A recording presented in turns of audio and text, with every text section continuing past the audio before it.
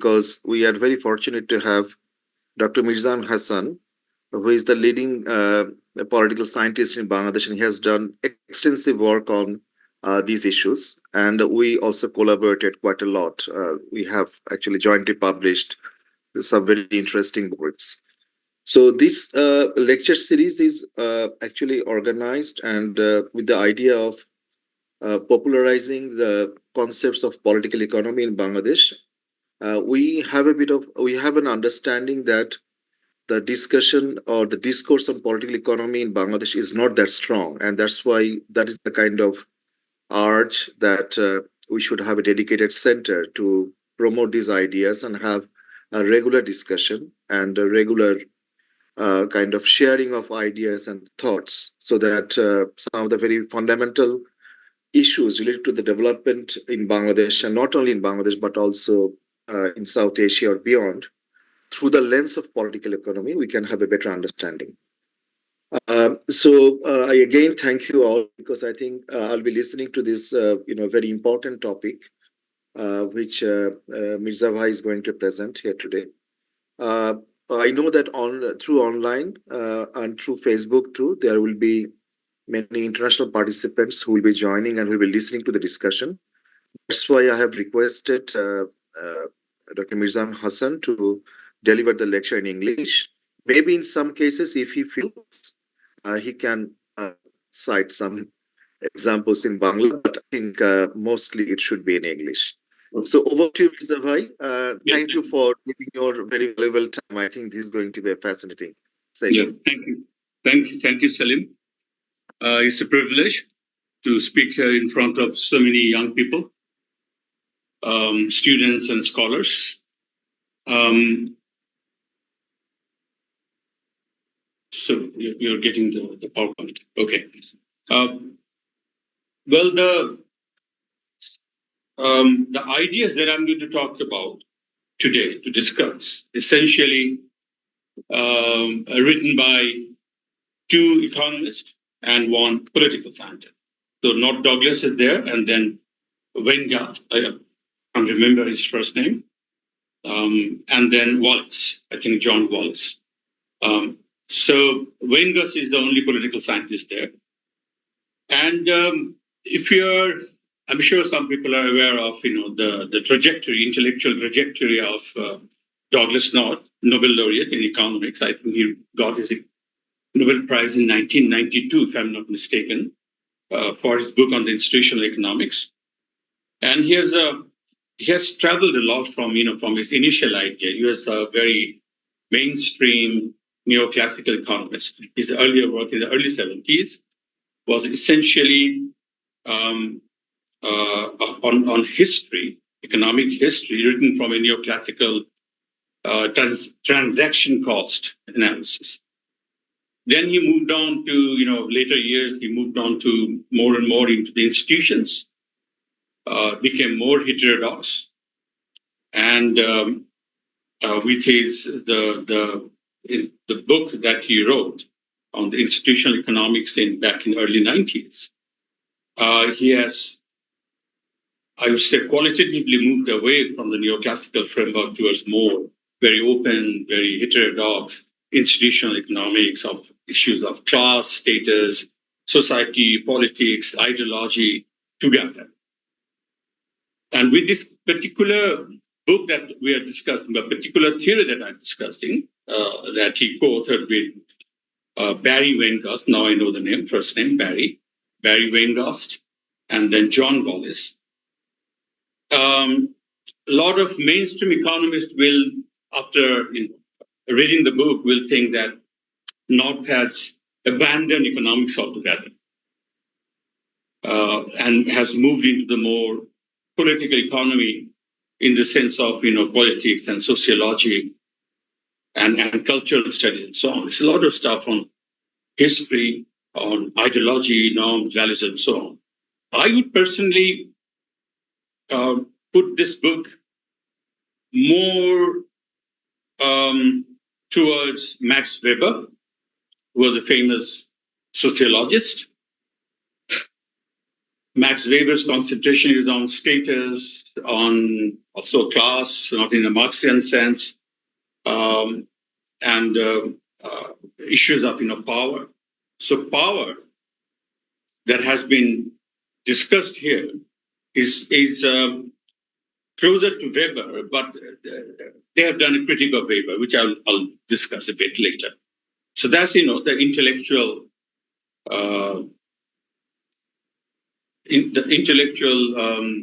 What should I say? The state of his intellectual work. This is probably his last work. He died about 4 or 5 years ago, maybe earlier, maybe 6, 7 years ago. And as a book, this is his last work, and probably his best work, to me at least. Okay, let's move on. Well, we are calling it the Access Order. So that's the book. It's called Violence and Social Order. That's the title of the book. And so we'll discuss that, to what extent he used the concept of order and then access order. Then we get into the limited access order, open access order, and so on. So let's move on.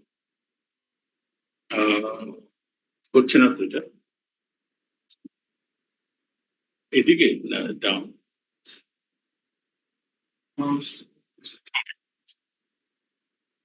This is the first slide. The limited access order. NWW is the North, Weingast, and Wallace. So the idea of limited access order is that, and it's as I said, it's a multidisciplinary. It deals with social, economic, political system. And the thing is that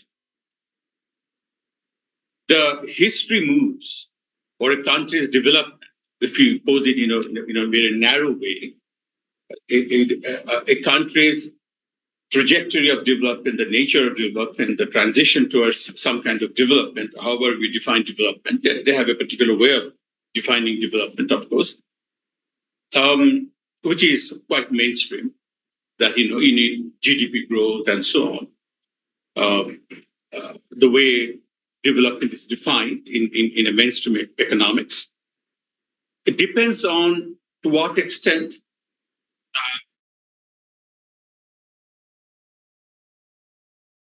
traditional order will have all kinds of other orders, like political orders, like economic order in there. So this is the larger form of order, which is social order. And to what extent varieties of groups or classes can enter or cannot enter this particular order to get privilege, to get benefit. So that will determine what kind of order are we in at this stage. And to make it very short, the book is, it goes back to 50,000 years and so on. And they talk about other order, the ancient orders, the foraging class, the humanity in its earliest stage. So we are going to skip that. We are not going to discuss that. We'll come straight to the limited access order. And they also call it natural state of order, because for this order, there's a lot of violence. You need to have possess certain capacity, certain level of violence to get into this. How violence is managed, and so that determines the nature of the order. And it's always limited. Not everyone can enter that order. That's why it's limited access order. Bangladesh is limited access order. India is limited. Most of the countries in the world will fall into the category of limited access order. Can I have a glass of water, please?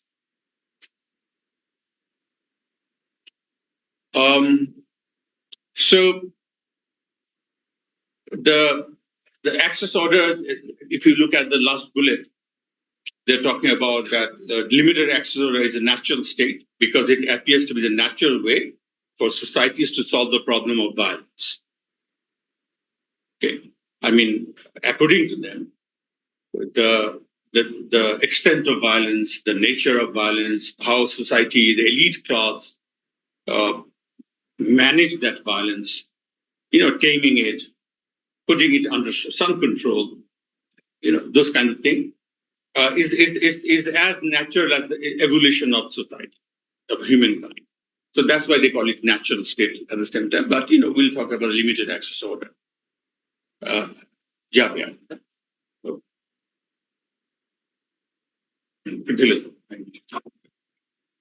In contrast, we have open access order. And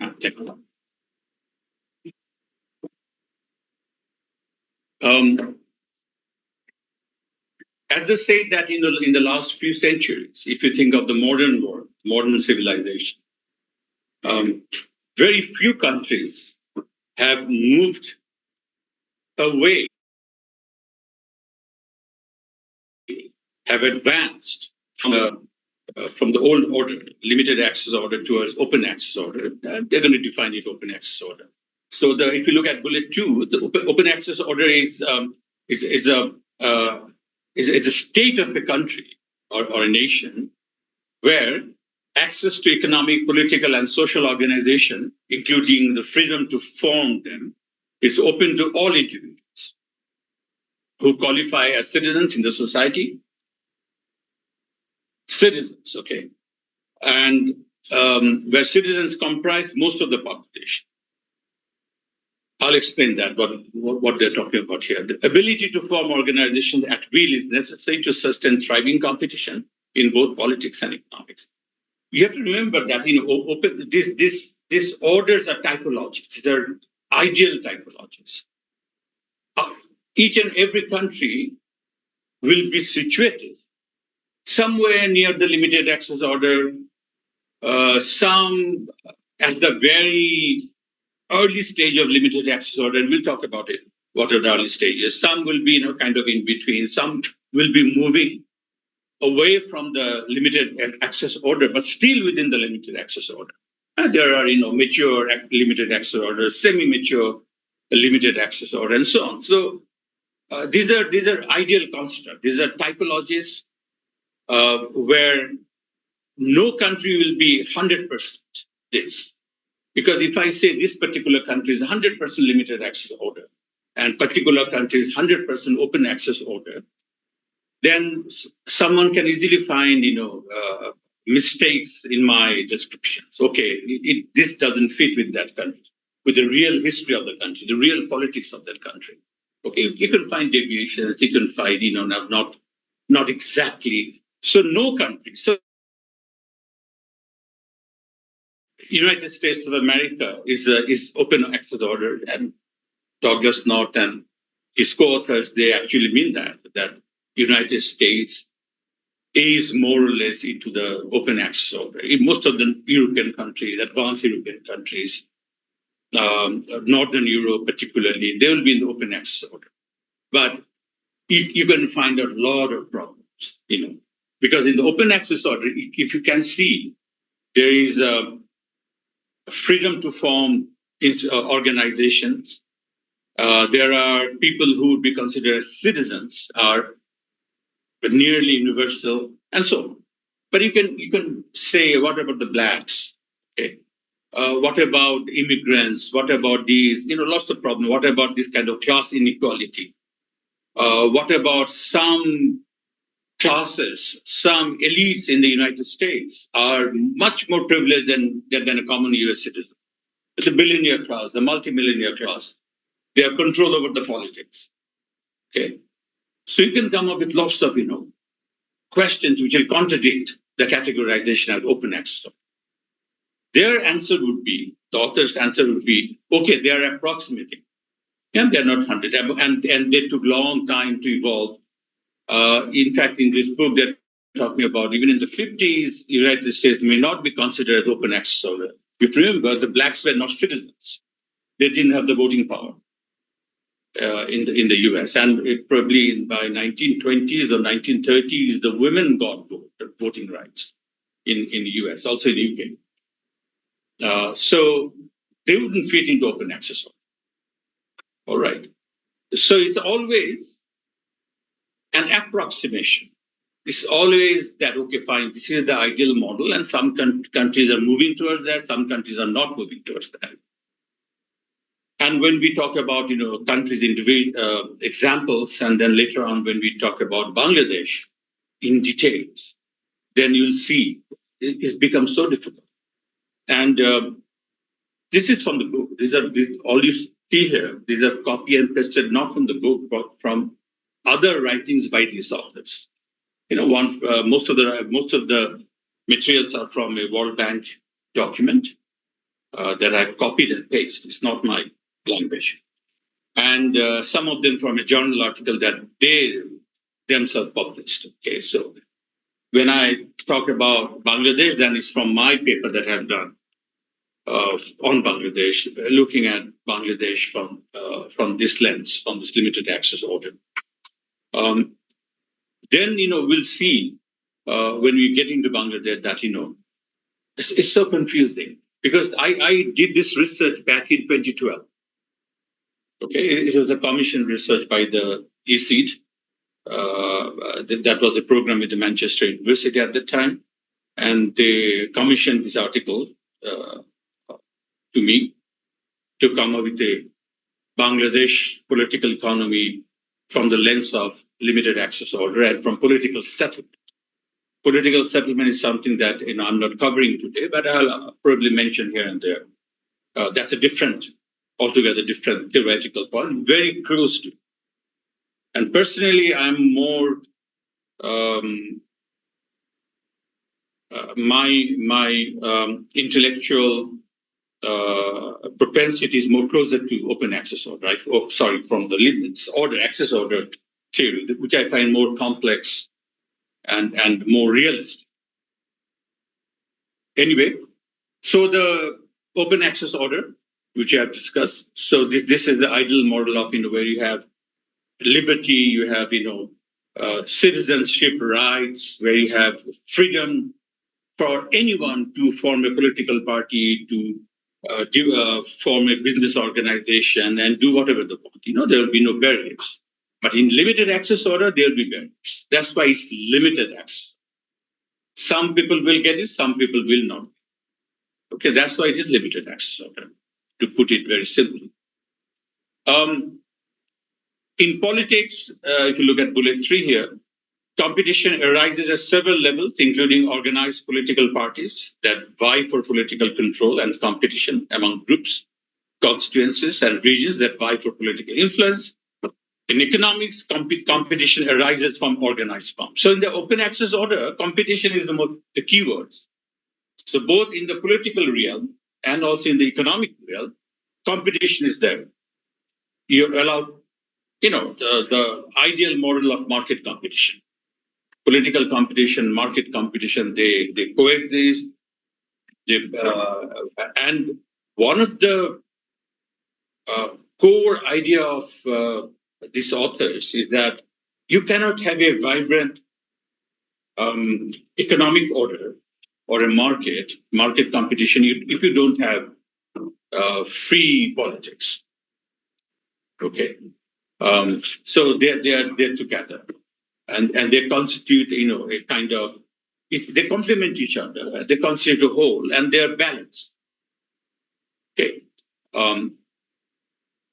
so that's their argument. And when we talk about Bangladesh, when we talk about China a bit, you'll see the problem with these ideas. It's not that easy. Okay, that for a vibrant market economy, you have to have democracy. You have to have political competition. You don't have to. And just think of China for the time being. Okay. All right. So there are problems with this idea. Then how do you solve the problem? And we can open up the discussion on that. So competition. Then they're talking about in the open access order. They're talking about the role of the state. Essentially, very traditional economist understanding of the state. That state is there to enforce contracts, essentially. Okay, so contract enforcement. is there, state is there, state is capable to do it. If the state is not capable, lacks the capacity to enforce contract, then there will be no free market. There will be no capitalist market, or market economy as such. Now, if we come to the logic of the limited access order, so far we talked about the logic of the open access order. If you talk about the logic of the limited access orders, you can interrupt me because if I say something you're not following, then it's not useful for anyone. Okay, so if there is a question based on these, please ask me for further clarification. I can do that. So there's a fundamental fundamental assumption vis-a-vis the state. You see, in mainstream economics, in standard neoclassical economics, public choice economics, and so on, state is considered as a single actor. They talk about state as if state is one individual or one entity, monolithic entity. Okay, it doesn't have differentiation within. Okay, so you have heard of welfare state and so on, rent-seeking state in a bad sense, welfare state in a good sense, as if the entire state is welfare oriented. Okay, as a single actor. So that's from the public choice economics. That's from any mainstream economics. And as I said in the first bullet, the state can be modeled as a single actor, and second, the state has a monopoly on violence. And what does that? This monopoly over violence comes from Max Weber, the sociologist that I mentioned, not explicitly from any economist, but they have assumed it nonetheless. So what is monopoly on violence? Because violence is the big thing in this field. Managing violence, using violence, controlling violence, giving some people entry to do some violence, and so on. So monopoly on violence, this idea came from, as I said, from Max Weber, the German sociologist. He said that state is a bit of positive and normative, the idea. The positively, it means that that's what state is.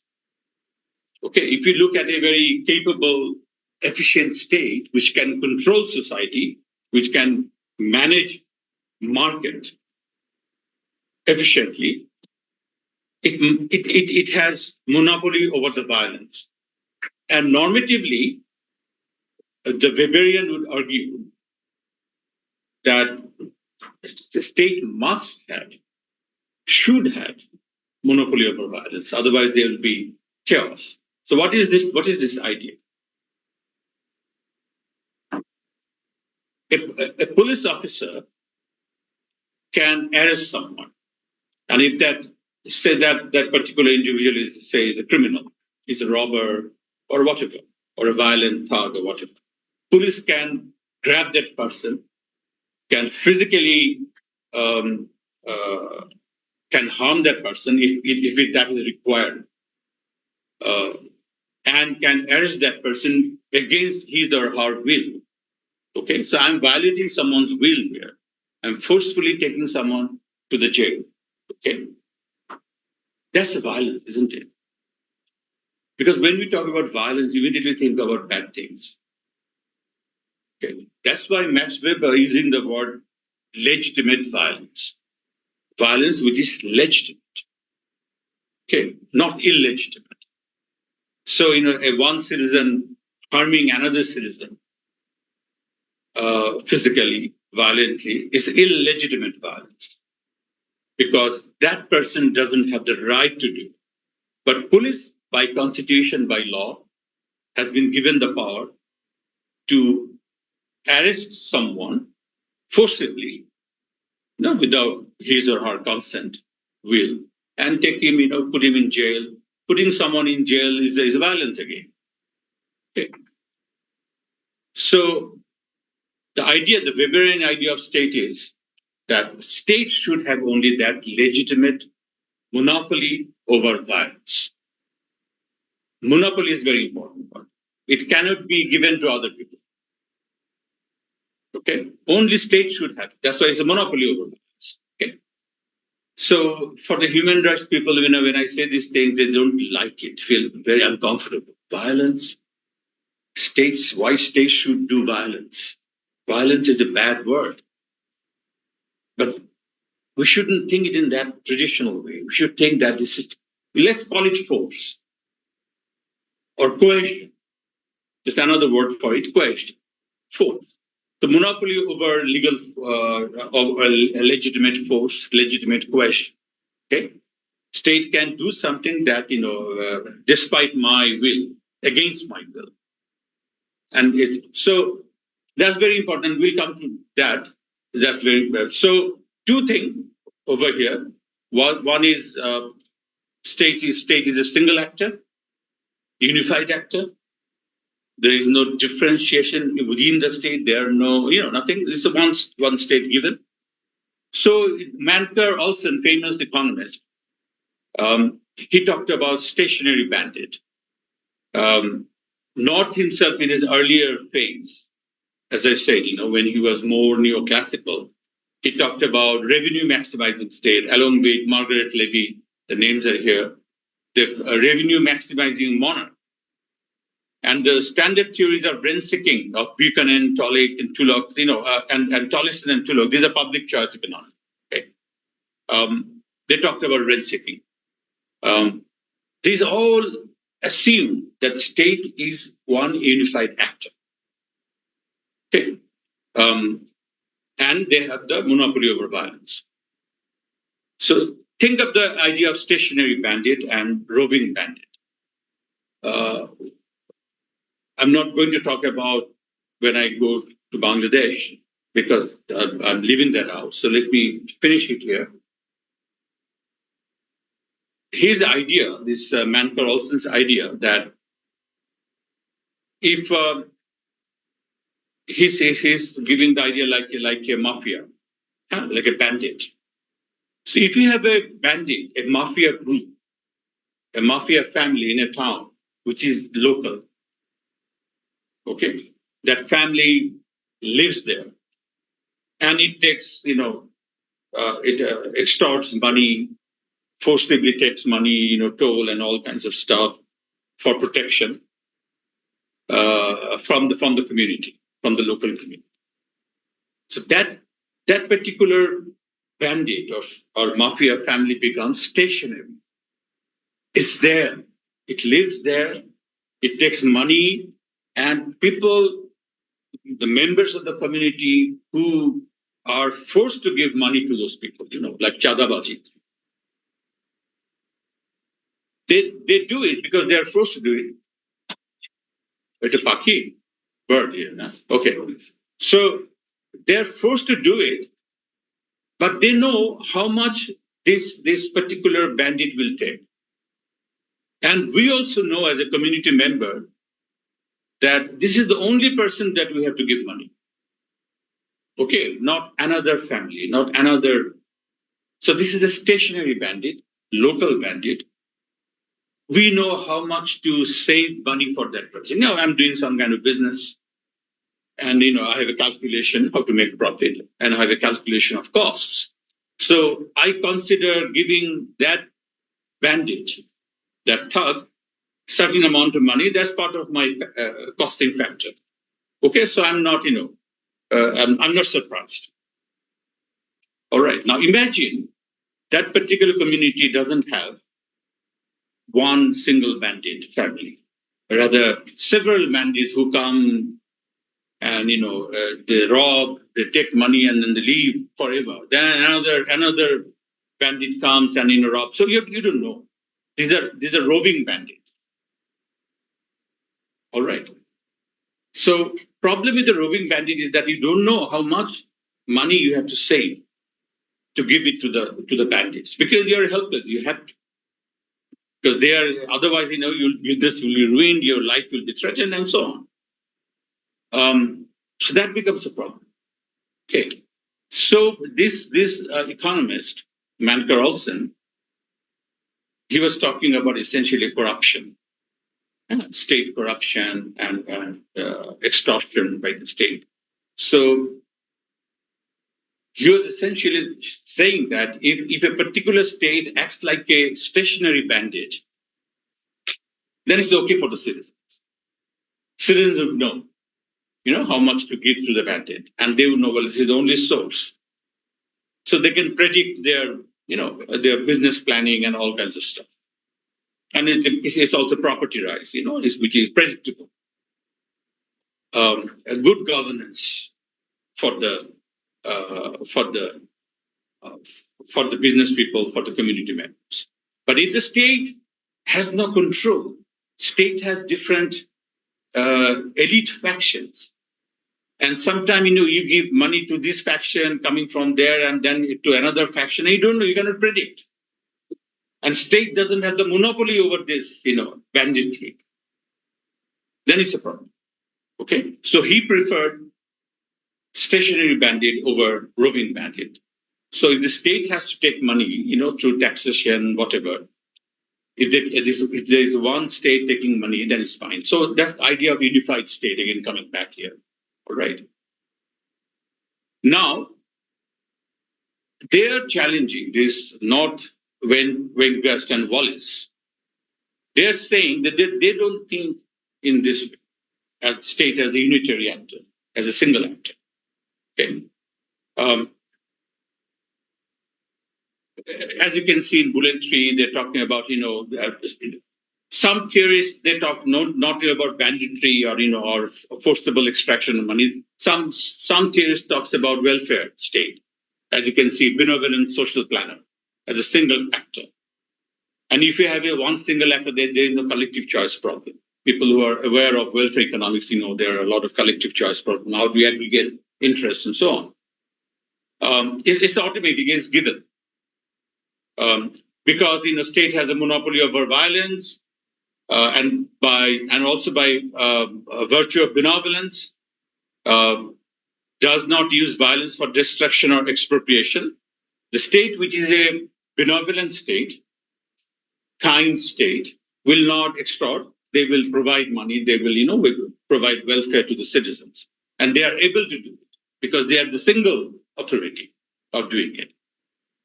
So in both sides, as a bad state, as a good state, they are single, they are a monopoly, and they have no problem to do whatever they want to do. They can help people, they can extort people at the this is challenged by the authors, and they're saying, if you look at Bullet 4, in most societies, historical and contemporary, violence potential is spread throughout the population rather than concentrated. Okay. You cannot assume a state with a single entity organization which has monopoly over violence. You have to, that's not realistic, that's not historical. In actual history, in reality, we have violence capacity. Institutions, individuals capable of doing violence are many, are decentered, are everywhere, spread out within the society. Okay. So it's not concentrated, it is spread out. No one, including the state, has a monopoly on violence. They're challenging the idea of monopoly on violence. Establishing a society that fosters peace, specialization, and exchange requires the creation of incentive for groups to compete peacefully rather than fight. So the idea is, if I want an efficient state which can do whatever it wants to do, which can control violence, which can provide welfare to the people, that's something we cannot assume. It's developed over time through struggle, through conflict. Okay, and so the violence are decentralized, and something happens. That's the whole idea of limited access order. That something happens over time that the most powerful groups, they think if we fight all the time, then it's not helping anyone. The society, the economy is not developing. We have anarchy. Okay. So we need to somehow come to some kind of compromise. Different elite factions. Okay. Now, how do you do the compromise? Okay. why people would compromise.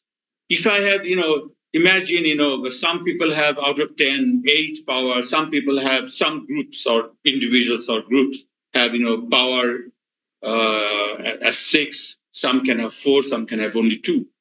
Okay, the degree of power. Then, so say one group has 8, one group has 7, another group has 6, another group has 2, another group has 1.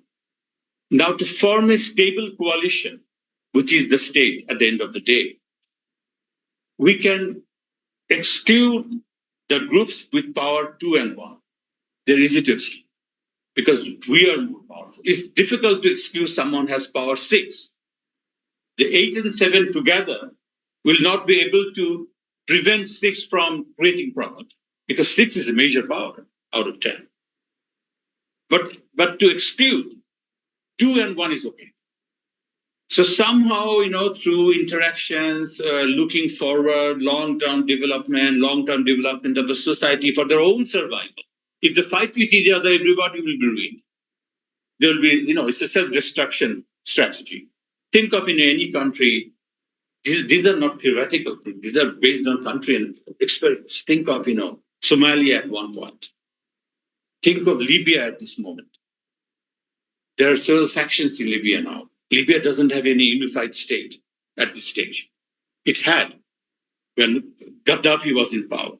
Then you know the history, what happened, everything. And now Libya has several factions.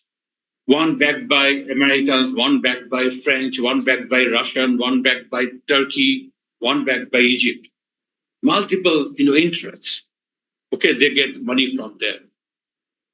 One is endorsed by the United Nations, considered the legitimate state, but it doesn't have the monopoly of violence. Okay, it doesn't control, but it has the legitimacy given by the United Nations. Okay, but still we have a situation in Libya at this stage which is completely chaotic. No single power. Now they cannot deal. I mean, these factions will have to come together. Okay. I will give you access to the privilege, to the resources, to the rents, if you join me and help each other. Okay.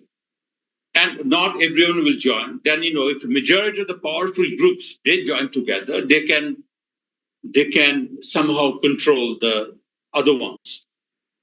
So it's a balance of power at the end of the day. Okay. So this is exactly what they're talking about. This is from the real world. Okay. And they have mentioned countries, which countries are in this stage, which countries are in that stage, and so on. If you don't have a national army, think of Afghanistan. Okay. I mean, what happened?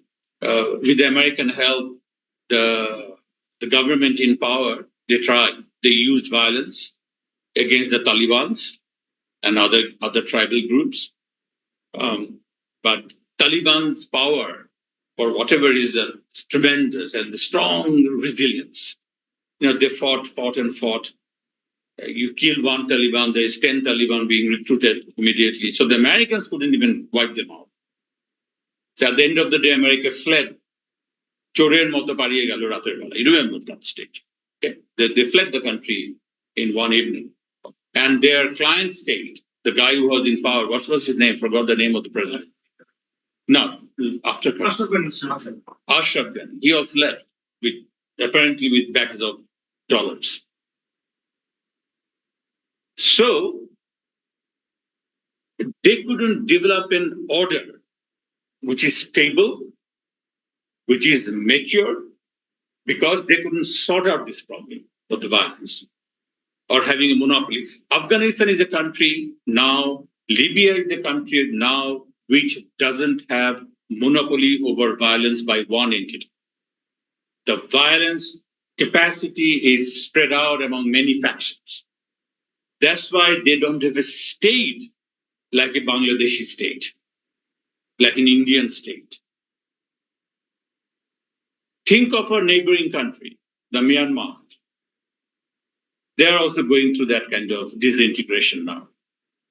Even 4 or 5 years back, they had a powerful military state which could control the entire Myanmar. Now we are talking about civil war. We are talking about the military government losing different regions because there are different guerrilla groups, counter groups, and so on.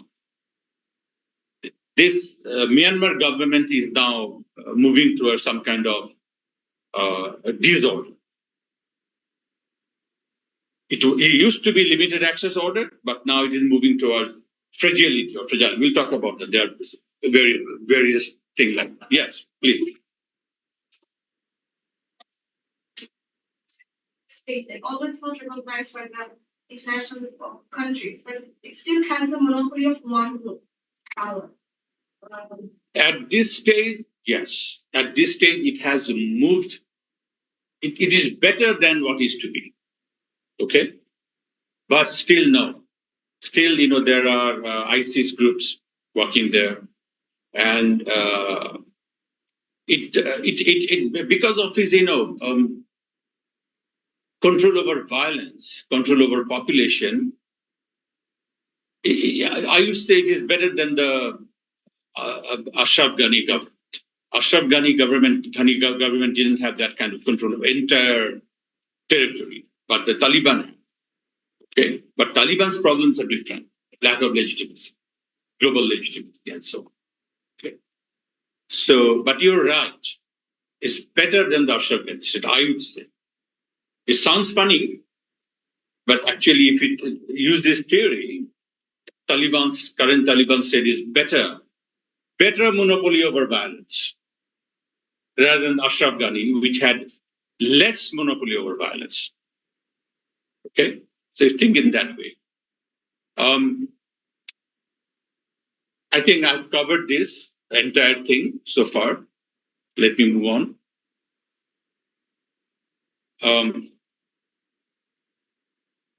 So essentially, if you look at bullet one, the question of dominant coalitions. When I talked about Libya, that somehow these different factions can come together, then what they will do, they will form a dominant coalition. Why is dominant? Because it can impose their will on the other groups, which may not be part of the dominant coalition.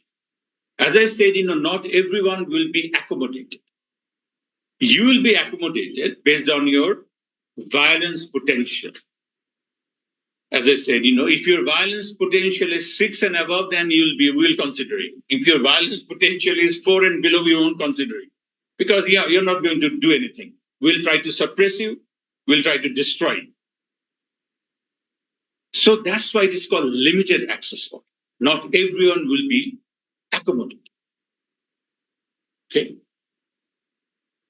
So that's a dominant coalition. And in dominant coalition, your access to, if you look at bullet one, land, labor, capital, would be limited. Some people will have access to it, some people won't have access to it. Again, these are from real world. Think of Malaysia back in the 70s.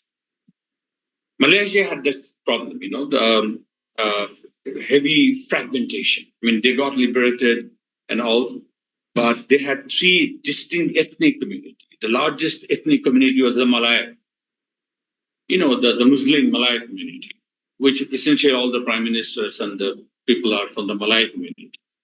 And they had this very vibrant business community, the Chinese ethnic community, and they have this Indian. So it was a problem in the beginning. But Mahathir, I think during the rule of Mahathir, back in the late 70s, if I'm not mistaken, they came up some creative solution, because the most important business people were the Chinese, by tradition. So they had all the capital and they were the good entrepreneurs and so on. So the Chinese community has to be nurtured if Malaysia wants to be prosperous. Indian community also like that. They had, business. They had also, professional expertise and so on. And the Malay community was a little bit back. both in terms of business, also in terms of, other human capital, education, expertise, profession, so on. But they are the majority. And they brought the independence, essentially. So they could have immediately destroyed the Chinese community, not giving them any access in the limited access order. Destroyed the Indian community. They could have leave the country. This is not your country. That what, what's his name in Uganda? The dictator, Idi Amin did. Then he just kicked out all the Indians. They could have done that. But they were intelligent enough not to do it. They thought, we cannot destroy this very important community. So they came up with some kind of, the political economists, they use the word ethnic rent. Do you understand rent? Most of you are economic background, I'm assuming. Rent, that the rent, that the surplus that you get in one sense by doing something, and also in a more negative sense that, rent seeking. Like, since I have the legal power as a bureaucrat, I can grant you permit. I can grant it to you, and I'm not granting it to him, and you give me some money for that. That's rent seeking. Okay. So rent privilege. Let's think about in a very simple English word. It would be privileges. Privileges, access to resource. Rent could be other kinds of rents. Okay. But in terms of material rents, it's privileges. You get the capital, you get the land, and so on. So they came up with this idea of ethnic rent, and they allocated rents to all these three groups without the Malay community monopolizing everything. So the Chinese community got it, the Indian community got it, and they all together prospered together. And that's one of the reasons for Malaysian success over the next 20, 30 years. Fantastic development. Malaysia being a very poor, backward country when Pakistan was quite advanced country back in the 70s, 60s and 70s. Malaysia was very poor, but it just came out. Pakistan couldn't solve it. Pakistani military and bureaucrats, the Punjabi groups, they decided not to share the rent with all groups, not even with the Bengalis, and we were the majority here. Okay, the entire reasons, the movement in the 60s, the war in 71, that because they were depriving us in terms of rents. They're not giving the government support for industries, and our bright middle class couldn't get the government job. The doctors couldn't go to London for a first year for MRCP because they were sending their people there. My father was a doctor. He was the first batch Dhaka Medical College in 1946. He joined, and he graduated in 1952. Then it took him 10 years to go to London to get a first year. 10 years. Because the Punjabis were not, they were not allocating those scholarship, Commonwealth scholarship to the Bengalis. So it took 10 years. He finally could go in 63, thanks to Ayub Khan, who, after coming to power in 1959, I think, he thought, no, we need to bring in the Bengali elites into the limited access order. It's all about access order. Can you now understand these are not pure abstract theories? These are from real world. Okay? My father experienced it himself, whether he's going to get into this order or not. Finally, the Bengalis were allowed from 1963 onward to get the Commonwealth scholarship to go to England and so on. Okay? But that wasn't enough, and the rest is history. Pakistan broke up, and we had to have Bangladesh because they are not giving us what Malaysia did. Okay, so those kind of things. So if you look at all those, the story that I just told is written here with fancy languages, but essentially this is exactly what they were saying. If you look at bullet one, restricting support for organization, elite group magnifies the rent that elite group receives. And when you start giving people different kinds of access privileges, then you have to develop sophisticated organization to do it. Okay, contract enforcement, specialization, industrial departments, and so on.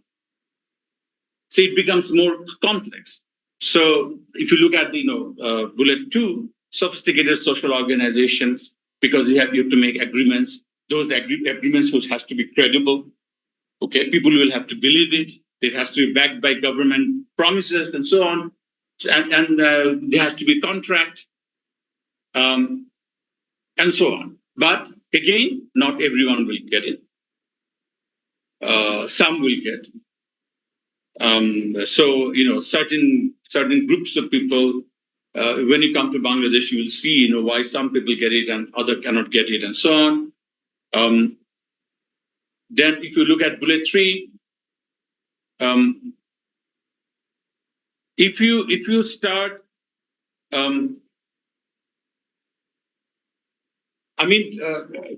through use of violence in a calculated way, you are still using violence. You are depriving some group and you are allowing some. Okay, so the groups that are being deprived, of course, you have to exert violence on them, but you can manage violence. You can streamline violence in a particular direction with a planned way. If you're able to do it like Mahathir did, or the Malaysian elite did, but the Pakistani elite failed to do, then you have what the society that you're going to get will be achieved. Depends on how do you manage the violence in any way. And the dominant coalition that you have formed, which is essentially the state. The difference is, in the earlier version we talked about, the Weberian state, the unitary state. There was no concept of coalition. It was just one thing. But these guys are talking about coalition. It's never one thing. It's never taken for granted. Okay, it's a group of elites, group of different kinds of elites, or even it could be even classes. But they don't talk about in the line of classes like the Marxists. But they're talking about in terms of elite groups and so on, different factions of elites. That's what the state is. And if that is the state, that it is nothing but a coalition of different groups, always bargaining, okay, always negotiating, then you can see the state as a very unstable thing. It's dynamic thing. It's nothing taken for granted. Sometimes you can have some peace, democracy, rule of law. Next year, you'll see no rule of law, more violence, more instability in the system. Bangladesh, we'll talk about that, progressing, regressing, like any other country in the world. Think of India, progressing, regressing. So they also talk about that. There's nothing taken for granted. So the idea of coalition is very dynamic. So depends on the elite calculation, the elite power, and don't forget the international act. It's not something within the nation. It's also, there is no isolated nation in the world. Okay, there never was. Okay, now we know in Bangladesh that our politics is not national; it's also international. We know by thanks to the last election that we had to negotiate the geopolitics. And it is still, we don't know what was going to happen. Any time the geopolitics can change. So if you look at Bangladesh, the limited access order in politics in Bangladesh is it looks like very stable, very confident. The way this particular regime, dealt with the US, dealt with China, dealt with Russia, India, they can feel very confident, but it would be stupid to feel confident all the time. anything can happen anytime. The international geopolitics can change. So the limited access order, the coalition might change. So the coalition must be not looked at only from the domestic perspective, also from the international. So I think I can move on.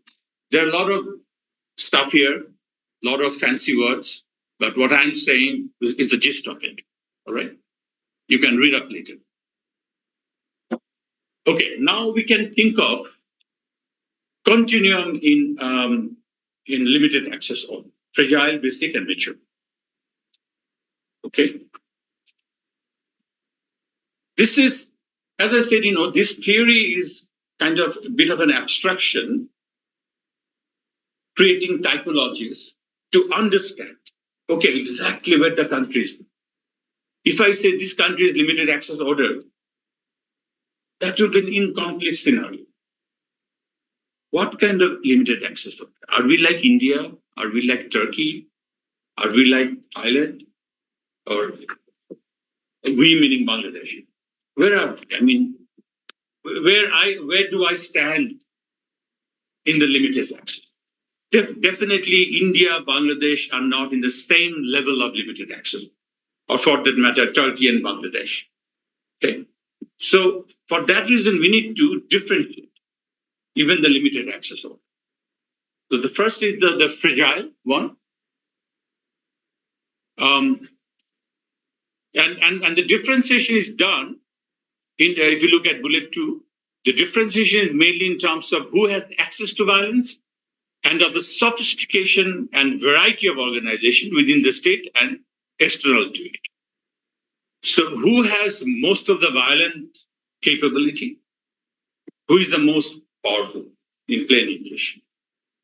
And what are the organizations that this violence negotiation, potential are negotiated? Is it a very crude organization or a very sophisticated organization? Is it complex or a simple organization? So based on these two things, these typologies are created: fragile, basic, and mature, limited access order. In the fragile, if you look at bullet 3, the state can barely sustain itself in the face of internal and external violence. Contemporary examples including Haiti. This was written in 2009. You have to remember, okay? Because country's status moves like anything. So Haiti is still a problematic country, but not that bad. Then Iraq, when they were writing Iraq was in a basic, was in a fragile state. Afghanistan, depends how you look at it. One could say it's fragile, someone could say it's basic. She would say it's basic because Taliban is in power. Taliban can control. She has a point, good point. But someone can know it's fragile. It can be wiped away anytime. If the United Nations, the global actors decide that we need to do something about the Taliban, the way they're treating women, particularly. Okay, it's a medieval theocratic state. Okay. So if there is some kind of consensus in the United Nations that we need to do something about this Afghanistan, then Afghanistan the Taliban can be easily wiped out. But that will require violence and wars, and God knows how many people will. Okay, so let's move. কতক্ষণ কথা বললাম 45 minutes বলেছি okay so 1 ঘন্টা বলার কথা all right now we are fragile like that in the fragile system the dominant coalition is very primitive. It hasn't gelled well. When we make a cake, if it doesn't gel, all the ingredients doesn't gel very well, then you have a very unstable cake. Similarly, in a fragile, you have that kind of problem. So the dominant coalition is very primitive and very unstable. Okay, so let's move on. Then you have basic. In the basic, if you look at the first bullet, the state is well established and in comparison to fragile limited access order, generally able to reduce the outbreak of violence. In basic LAOs, the only durable organization is the state itself, and the elite rights and privileges are closely identified with it. Countries, for example, including Burma, Cuba, North Korea, many Arab and sub-Saharan African countries. So in a basic, you have what you have is a state which is relatively stable. And other societal actors, they have to rely 100% on the state. The state will protect them, or otherwise they are nowhere. So state is the center of everything. Okay, there is no civil society as such, or extremely underdeveloped civil society, and so on. And the politics is controlled by the state. Think of as this provide an example of North Korea. Burma wasn't that bad, but Burma is moving from basic to possibly to fragility now. Yes, recently one would demote it from basic to fragile, and so on. So the characteristics are there. So in basic, essentially every other entity will have to depend 100% on the state's protection. They cannot do it on its own. They're not independent of the state. So if you want to do business, you cannot be a big business corporate. You have to do something with the state. Okay, you can, some kind of contract with the state, because there's hardly any large corporate groups and so on, independent. Okay, and political parties. The state has a political party, that's the only political. Otherwise, there are hardly any political party, because you cannot sustain an independent political party opposing the state. Okay, so it's a dominant coalition, but based on one particular institution, which is the state itself. Okay, move on. Now you have, mature limited access order. In mature limited access order, then you see, to put it very simply, you see things outside state developing, political parties developing, business group developing, civil society organization developing, independent of the state. Okay? They can have some relationship with the state, but they're independent. They don't entirely depend on the state. And then we see beginning of sophisticated laws, rules, regulation, a good constitution. Constitution can be there with the basic, but in a mature, the constitution will mean something that will protect the citizen vis-a-vis the state. So most of the countries like Bangladesh, India, Pakistan will be in somewhere near the mature limited access order, which is the normal state in the world today. About 80% of the world's nations would fit in somehow into the mature state. Okay, but what kind of mature? Are we fully mature? Are we nearing the full maturity, or are we a little bit far away? And there can be another category which is semi-mature. And I would put Bangladesh in the semi-mature. Okay, when I wrote my article, I put Bangladesh in semi-mature. That was 2012. A lot of hopes, things are not that bad.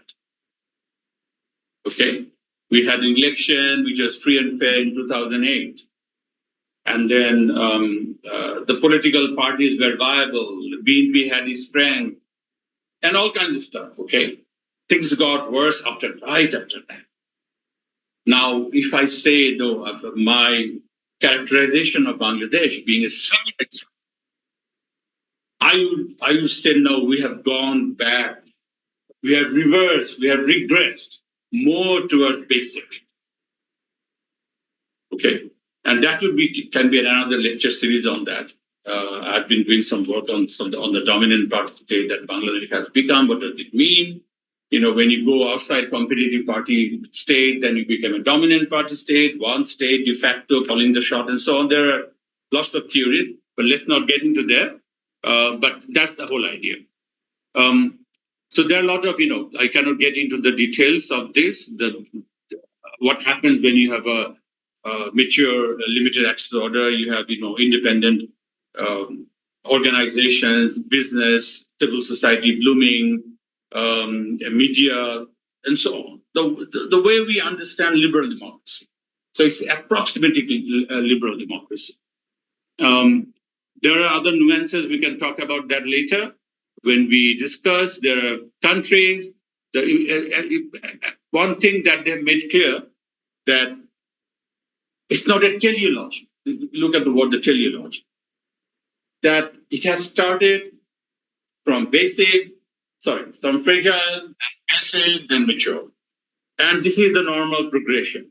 All nations will progress like this toward that. That's the only direction. They say that's not correct.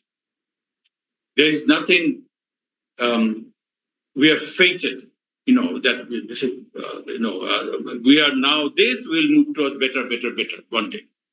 That's our aspiration. But things doesn't work that way. We can have reversion. Okay. Even a country long 30, 40 years, with a matured limited access order can go back to basic. Burma has in the past. Okay. India possibly moving backwards. US, God knows what's going to happen there. They might even lose democracy completely. Germany was a very flourishing, not open access order, but very developed, mature, back in the 30s. Then what happened? Hitler came, fascism, and so on. It just went back to basic. Okay, so this kind of shocking reversal can happen. And not only in politics, in economics, in society, the nature of civil society. And so everything, totality, because we're talking about order. We're not talking about economic order or political order. We're talking about order in general, social order, which comprises of politics and economics and society and ideology. A lot of things. There were some hopes, Afghanistan under Karzai and so on, there were feminist organizations. Women were going in the TV. They were becoming in the newscaster. Dramatic things happened in Afghanistan under Karzai and also under this guy, Ashraf Ghani. Now, it's gone back to medieval age. Literally. More than medieval age. It's gone pre-medieval age or something like that. So, shocking reversal can happen. And in the Afghan case, it's not only local, it's also international. It's global. You cannot explain Afghanistan by local politics. It's a part of the global thing. And so on. কয় minute আর after 10 minutes আমি এটা শেষ করে I'll just finish some of the. So now the transition. When do we know that things are moving? Mirza Bhai, you can take some more time if needed, please. Okay, Stalin. Okay, thank you, Stalin. Boss বলেছে. Okay, so we're talking about three things here now. If you can see the bold letters there, that we have doorstep conditions and we have transition problem. Some doorstep conditions are some conditions that you need to fulfill if you want to move from, say, basic to mature, or from limited access order to open access. I haven't talking about open access order at all because that's not our reality. See, our reality is more limited access order. Where are you going? Are we moving towards maturity, or we are regressing towards, basic or semi or so on? So that's our world. For the US citizen, is talking about, are we going to lose the open access order and go back to some kind of limited access order? That's their concern now at this stage. Whether the rule of law will survive, whether Trump will be in jail or not. Those kind of, they have come to that level now. It's a serious issue. Okay, their Supreme Court is American Supreme Court is like a basic limited access order now, controlled by Trump. It's like our Supreme Court, no difference. So, three things rule of law for elites. At least elites have some degree of rule of law among the elites. Forget the poor people, forget the large masses and so on.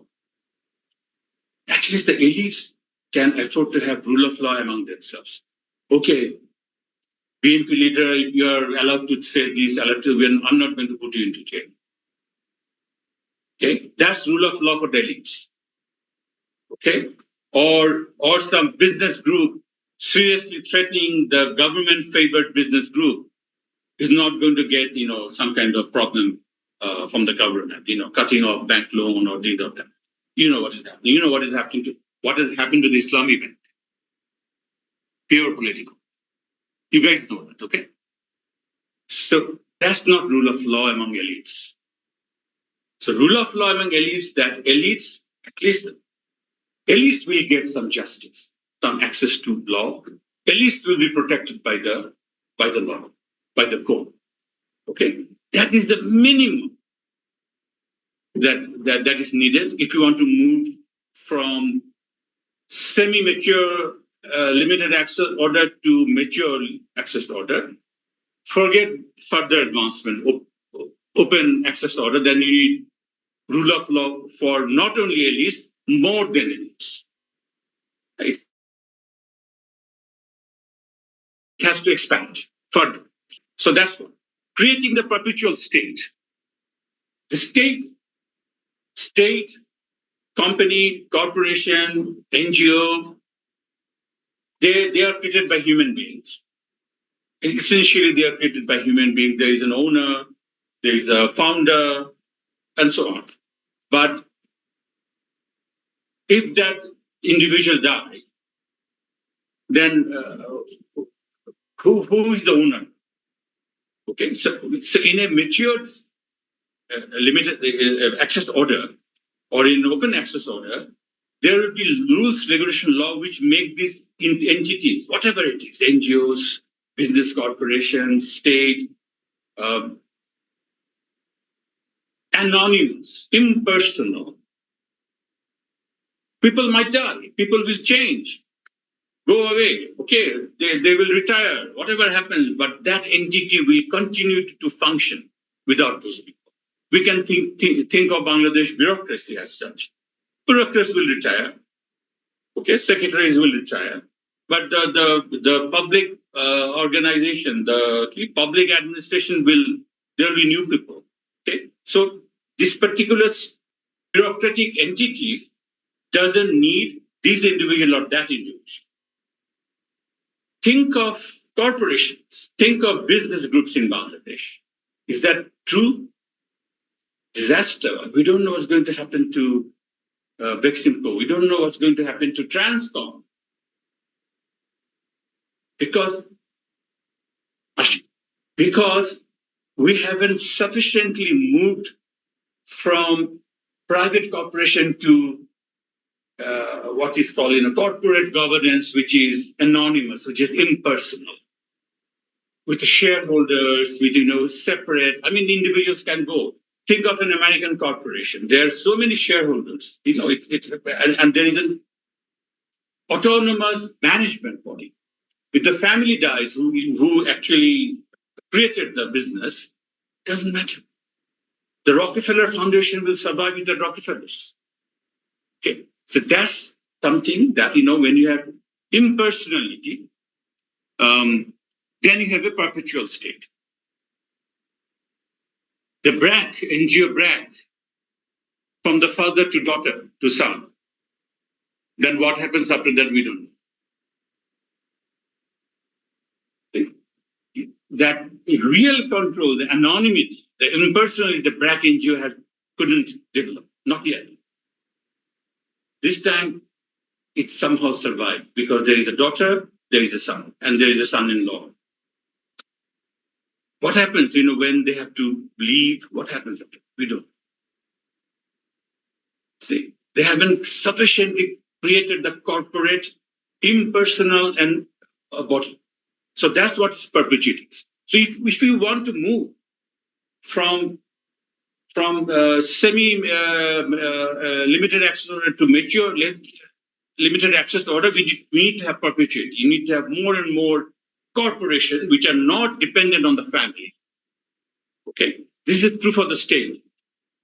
The entire Bangladeshi state based on two families. Okay, this family or that family. Can you imagine Bangladesh without these two families, politics, Awami League, BNP, what will happen? You don't know. So Bangladesh couldn't have even solve that problem. State. Yeah. So it's not a perpetuity of politics either. It's so much. I hope one day I'll be able to talk to you about this, the dominant party state, the dynastic politics, and so on. You can see that we are stuck. We are stuck with the basic. I used to even pressure limited access when it comes to politics. We are doing the worst. Okay, let's move first. This assumption that impersonality somehow means more open access. But can corporations not infringe on personal rights through their power? Yes. Or party can also be like for example, the BJP. Even after Modi, it will still have its right-wing politics, which will infringe on the rights of minorities and others. So why do we assume that this impersonality somehow implies open access or a transition towards it? But that's the effect. That's the effect of state or corporation or business on the underprivileged or whatever. That's not what we're talking about. A open access order, I mean, US corporations are notorious. Yeah. Okay? So that's a different issue. Still, America is an open access order when it comes to business world. But you can talk about, monopoly and all kinds of things. Okay? They're talking about one person controlling the wealth and so on. They're talking about, not all business get access to a lot of things. Okay, very powerful. So that's a different critique. And your point, I don't think these guys, this North and Wallace and Wenger, they will be able to answer your question, because to answer your question, then you're questioning capitalism itself. They're not questioning capitalism. They're within the capitalism. Okay, is it a state-controlled capitalism? Is it a dictatorial capitalism, or is it liberal capitalism? That's it. Is it a political capitalism or a liberal capitalism? This guy we call China political capitalism, and US or Europe as liberal capitalism. But we know what liberal capitalism. Then you have to come out from Douglas North and look at other kinds of theories, Marxist, non-Marxist, socialist, different kinds, which questions the very foundation of capitalism. That's a different thing. And I'm more than interested to talk about this too. Being a socialist. I'm a socialist, and I love to talk about this kind of anti-capitalism. I feel energetic. Okay. So, you have transition, then the last point is consolidated control over the military. That's another. Who controls Bangladesh military is a big issue. We don't talk about it.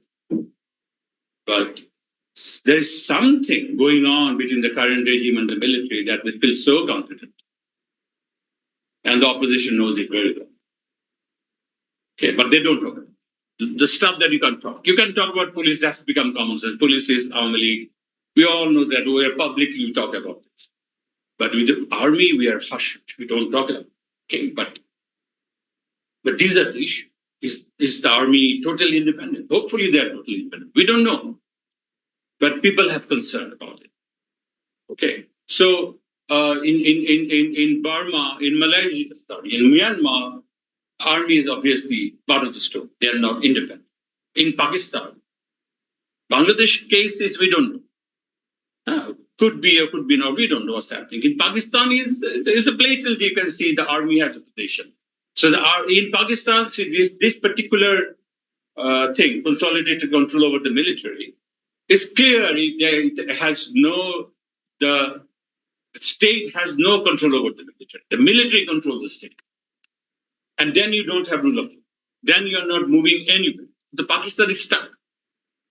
Pakistan can become a very sophisticated economy. It can satisfy limited access order, mature limited access order in terms of the economy. But when it comes to politics, no. Okay, there's a lot of complexity thing. I mean, this theory has a lot of problems. Not everything can be satisfied. I mean, when they talk about saying that things are interconnected, if the political order is not in balance with the economic order, then you have problem. But that's not true for China. So one can question this theory. Okay, but this is a good theory that provokes you to think for or against. Okay. So there are two parts in the transition. One is the first part occurs when the mature limited access order moves to the doorstep condition. When they fulfill those three doorstep conditions, there is nothing unfortunate about being the doorstep that impels societies into a transition. There is nothing guaranteed, of course. The intra-elite impersonal exchange. You can move on, but still, when Bangladesh was moving on, we thought, things are moving in the right direction after 1991. The so-called democratic period that we had, under caretaker government. We thought things are moving in the right direction. But one thing that didn't happen in Bangladesh was that this sentence is very important. The doorstep condition, I'm talking about this bullet, the doorstep conditions create the possibility for intra-elite impersonal exchange. That never happened in Bangladesh. The exchange were heavily personal, identity, dynasty. Yes, a lot of things. It wasn't impersonal as such.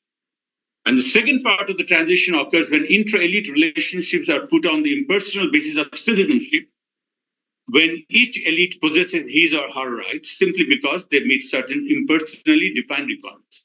Citizenship is another thing that Bangladesh has completely, it doesn't satisfy. Because citizenship means that you're aware of your rights and entitlements as a citizen, and you assert that. And when you assert your citizenship right, you get it. You get all the privilege that you're going to get. Think about Bangladesh. Not true.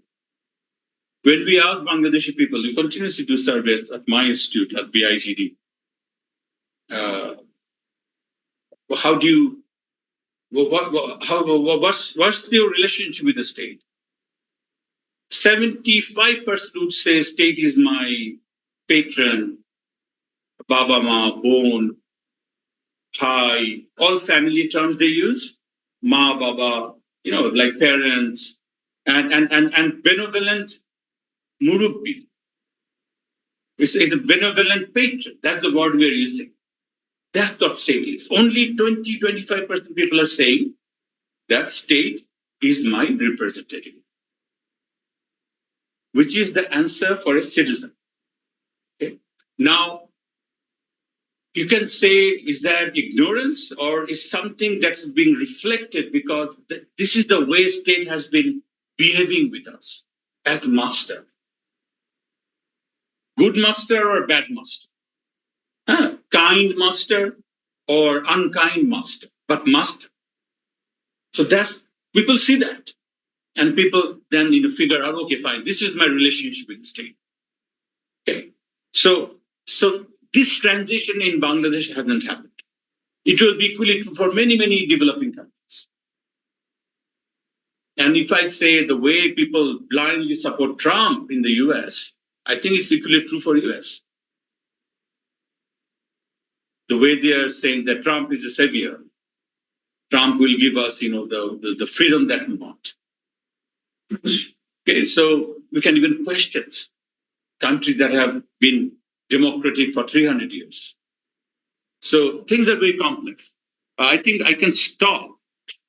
This is the Bangladeshi thing that I want to move on. But should I? You see, it's a lot of stuff.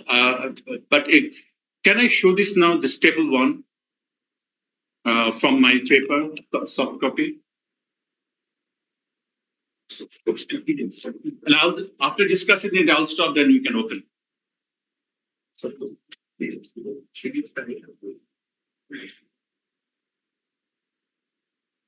সফটওয়্যারটা দিতে পারলে আমি একটা table দেখাতে চাই।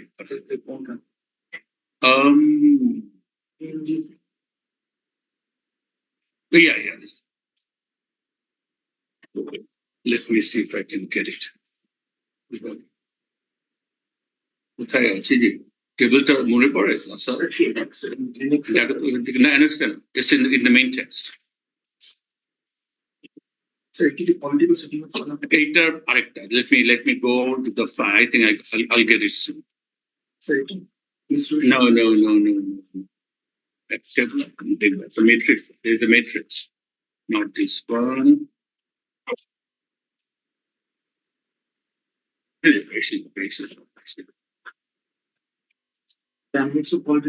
Yeah. কোথায় আছে? আমি অন্য কিছু করতে গেলে ঝামেলা করবো। Let me go this. বেশি এদিক ওদিক চলে।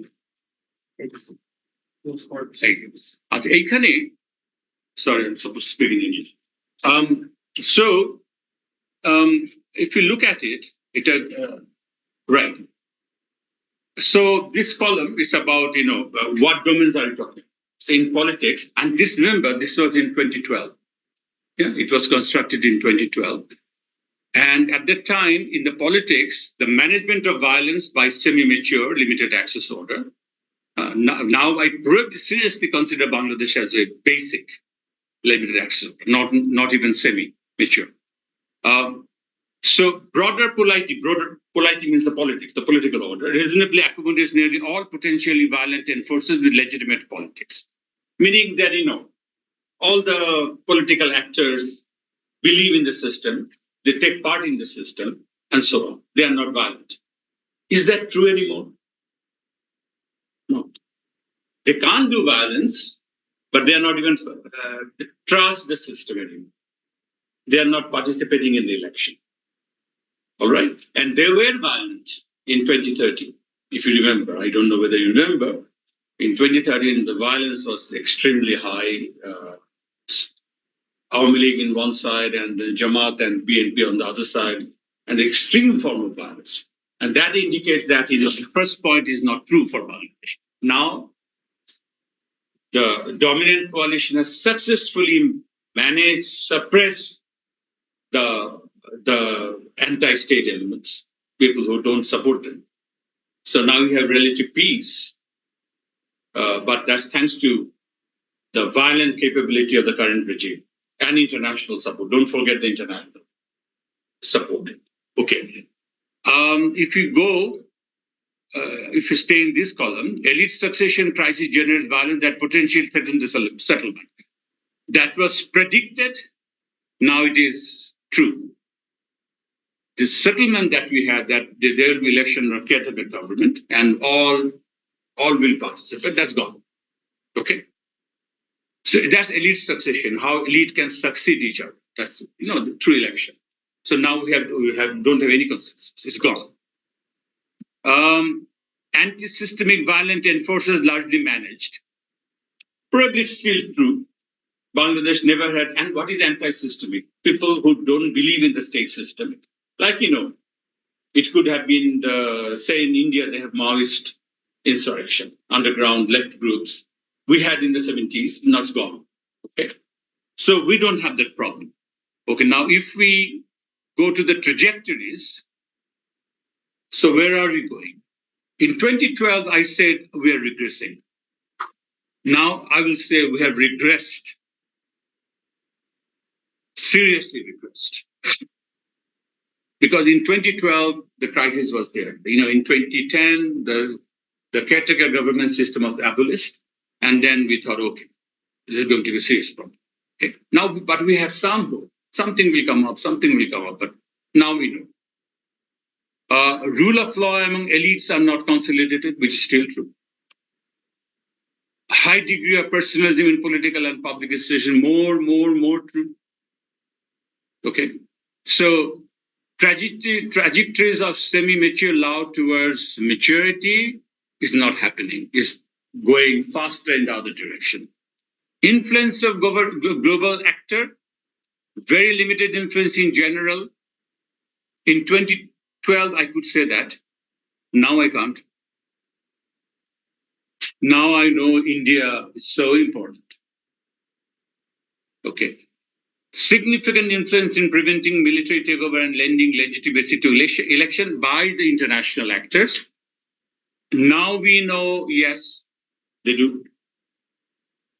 America failed, but India succeeded.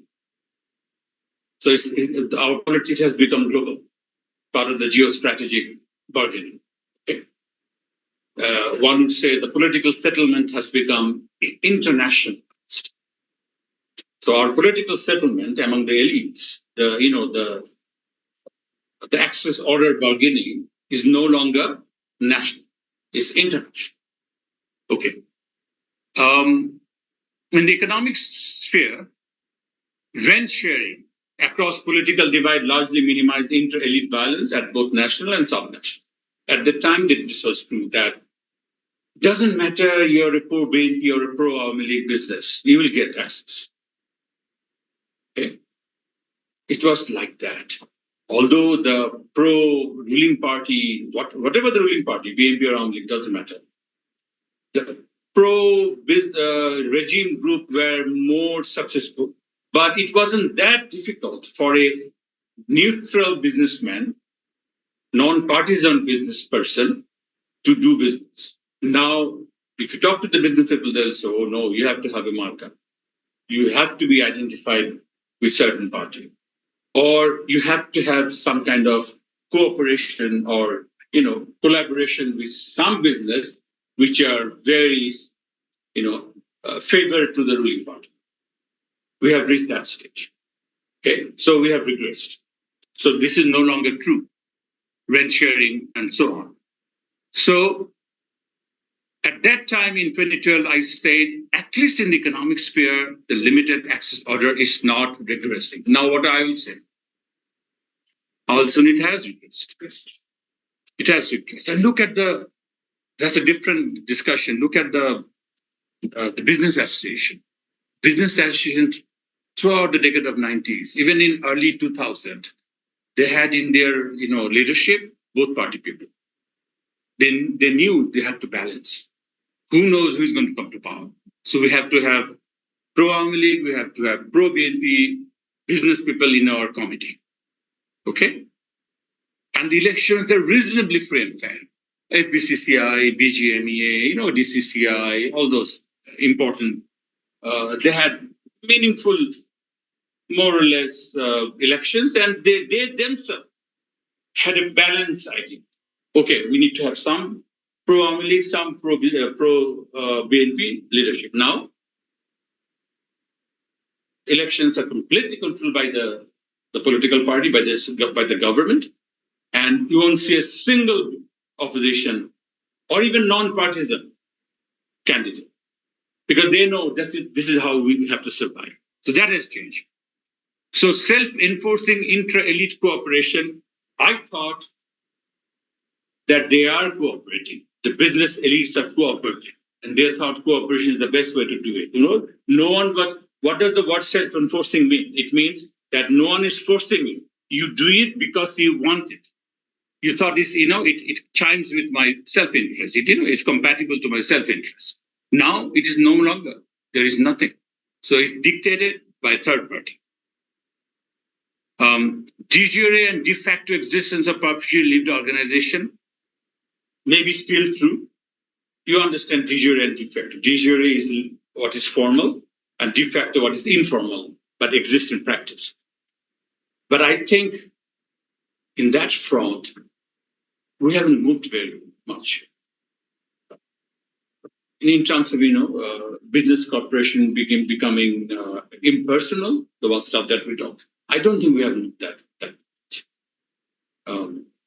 There's the sign that Bangladesh is moving towards that kind of maturity, where private companies are controlled by the shareholders, by an independent management. You look at the private banks, the family controlled, increasingly.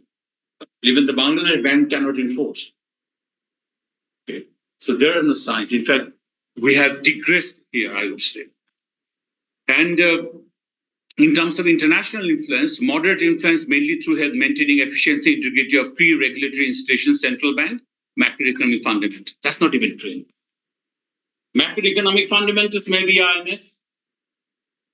Government is forced to listen to them, obey them. This is what is happening at this moment, at this stage. This is also happening because IMF has that kind of strong influence. But look at the regulatory agencies like Bangladesh Bank, totally controlled by the private owners. The things have seriously regressed, I would say. And social provisioning is essentially, it's about, different kind of social protection things, health, education, and so on. We don't have much fight over there because it was always controlled by the ruling party. Whoever comes to power, they will control it. And the opposition, the local opposition waited. So when the Awami League is in power, the Awami League local leaders, the chairman, the members, they waited, okay, fine. The BNP ones. They waited, okay, my turn will come after 5 years, thanks to caretaker government. Then I will steal. Let's wait. But that is gone. There is no hope of their coming back to power. So what are they doing? They're joining Awami League or having some relationship with Awami. That's what is called dominant party state, one party culture. And we are doing different kind of village level studies. We are finding this. There is no opposition, nothing. Everyone is joining the ruling party. That's the trend. They have to survive. Okay. So serious regression. Okay. And the last point that on the social provisioning was some influence, particularly in gender mainstream donors. The donors have some influence when it comes to, social programming. They said, well, there has to be some gender mainstreaming. They have to have some inclusivity in terms of minority category and so on. That's also gone. The bargaining power of the donors vis-a-vis social programming has also gone. Not anymore. Take it or leave it. That's the idea of the ruling party bureaucrats. We don't care. The donors community, other than very few like IMF, maybe to some extent World Bank, but not in all places. Only in the macroeconomic areas they have some influence. But when it comes to project level governance issues, rights issues and so on, some kind of progressive, gender specific issues, nothing. They have lost their bargaining power. Interesting. Thanks to Bangladesh's developing, thanks that Bangladesh is no more dependent on the Western aid and so on, which is a good thing. So that's going on. So let me stop here. Thank you. And it's about 2 hours, I think, already. Selim ki bole? Selim, acho এখন? Yes, I'm here. So I think we need to get some questions if there are some questions. Yes. There are some have joined online too, so we can take some questions. Question, Puratora Shono.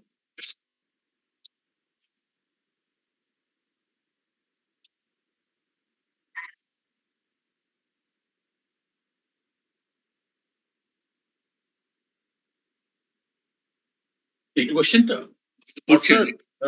Someone should read out the question which is there in the chat box. Yeah. And যারা উপস্থিত আছে they can also raise the question. No? Yes. Let's hear this question. Ahad Al-Azad Munim, if chatbox questions are being allowed, with due respect, I would like to ask, sir, does he think Bangladesh has missed multiple chances in the last 50 years to move from being a LAO to OAO, limited access order to open access order? And from history, will it be a far too strong hypothesis to make that without a revolution, actually, this is a kind of transition is impossible? That's the question. That's the question. Well, I don't think Bangladesh has missed as such. Moving from limited access order to open access order, no, that was never in vision. That was too ambitious. I think we never reached that stage. What we had that will increasingly move from our basic stage towards semi-maturity that we thought that we have moved, that we have missed. That we have missed, and now we are talking about how to get back to semi-maturity. Because I personally think we have moved closer towards basic. Okay. And the other question, well, I don't know. I mean, big change will be needed. Yes, of course. Big change will be needed, whether it's revolution, and who is going to do the revolution? There is no revolutionary political agency in Bangladesh at all. And but I agree with him. I agree with him that incremental changes, slow changes, cannot be Bangladesh's agenda. There has to be big bang. There has to be big thing. And we need to question, it's me thinking loud, we need to question the representative democracy as such. Because given our society, given our economic, and it's true for many developing countries, I would say, representative democracy should be just one part of the system. It has to be complemented by other forms of democracy, direct democracy. There is democracy called deliberative, where people talk together and decide based on consensus. Okay, it has to be local. And we have actually institutions down there in the village. But the government has supplied institutions. There is something called Ward Sabha, something called Open Budget. There are committees within the Union Parishad where citizens can get together, they talk, they decide based on consensus, and then decide what kind of planning is going to be there at the village level, what kind of budget is going to be there, where the money would go. They can decide, rather than the chairman deciding, rather than the members deciding, rather than the MP deciding everything. So that's representative democracy. Because representative democracy, by definition, will be captured by the rich. It's inevitable. This has happened throughout the world, in the US, even in countries like where democracy has flourished much better than other countries like Sweden, like Denmark. Even then, things are digressing, things are getting bad. So it's very difficult.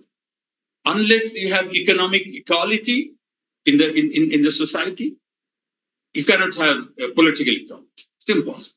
So since economic inequality is very difficult thing to achieve, we need to have some kind of different kinds of political representation, varieties other than representative democracy. So revolution will have to be there. That we have to change our political system. It cannot be, it can be proportional representation.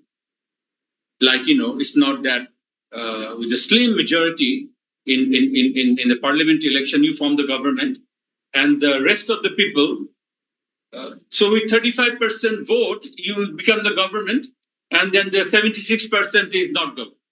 This is ridiculous. Okay, so there has to be proportional representation also. So, Sound Party will certainly be part of the parliament. That's proportional representation. Okay, I mean, if you have two MPs, you'll be part of the government too with two MPs. So we need that kind of system. We need direct democracy. We need referendums. We need, as I say, deliberative democracy, discussion-based democracy. That is the revolutionary bit, I would say. That is itself a revolution, if you can do it. More citizenry. Yeah, right. So going to the next question. Okay, I have a question, Mirza Bhai. Yes. Okay, the question is, it's just a kind of critically looking at this limited access order concept. When I look at this, do you also think that it, as a descriptive tool, is nice? But the problem is, it's actually describing, as you also presented, it's my question to you, whether it's actually describing the Western liberal democracy. Because when you talk about open access order, only the countries of the Western Europe and USA, they have actually achieved that. And then now we are also saying that it's regressing.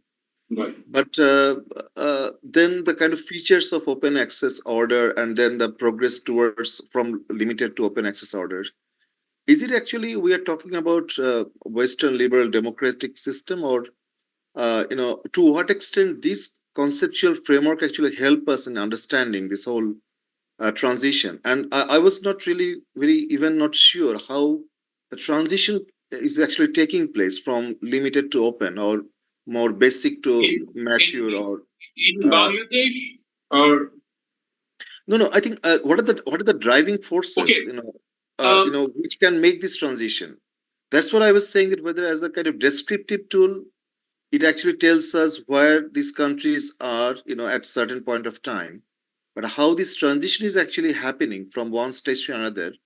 I was not really very sure, if and what is your you take on that? now I understand, Selim, if you go by the if you accept the assumption of these theories, then you can actually measure, like I did, that Bangladesh actually has digressed, actually has gone back using the assumptions of this theory. You can do that much. Okay, but the open access order assumption that universal citizenship, full competition, this is a fantasy as an economist, very well. So this is not true for any capitalist system. There will be oligopoly, there will be imperfect markets, and so on. I mean, so open access order is a I would say within liberal democracy, within capitalist democracy or capitalist system, open access order is not is a fantasy. It's not truly open access order. For to have open access order, you need democratization of the economy as well, and have huge degree of state welfareism and so on in terms of I mean, I would say Denmark, Sweden, those kind of northern European countries probably approximate more towards open access order, but not US, not UK, which are traditional capitalist countries. So we need heavy duty social democracy, where you tax capitalists at the rate of 70%, and then you distribute. Then you can some degree of or where you have very strong public sector. Then you can approximate open access order, not through liberal capitalism. I don't know whether I answered your question, but liberal capitalism. I think yes. Yes, the liberal capitalism in the mainstream sense is it fundamentally contradicts the notion of open access. So it's not going there, but in a limited sense that you accept, okay, fine, this is the capitalist reality we're talking about, this is the representative democracy we're talking about, which will be in any case the best of the world would be elite dominated democracy, this elite or that elite. There will be the vast majority of the poor people will not be meaningfully part of the system. Then I think this theory can tell you whether a particular country is moving or going backward. Like Bangladesh has gone backward, like India is probably going backward. Many countries are going backward in that sense. Thailand is going backward, and so on. And Right. another assumption that there's a balance between the political order and the economic order, that you have to have a liberal economic order to have a sophisticated capitalist economy. That contradicts China. That contradicts Singapore. Exactly. Blatantly. Yeah. Mirza bhai, there are a couple of more questions in the chat box. I can read it out. One is by Jahid Hassan.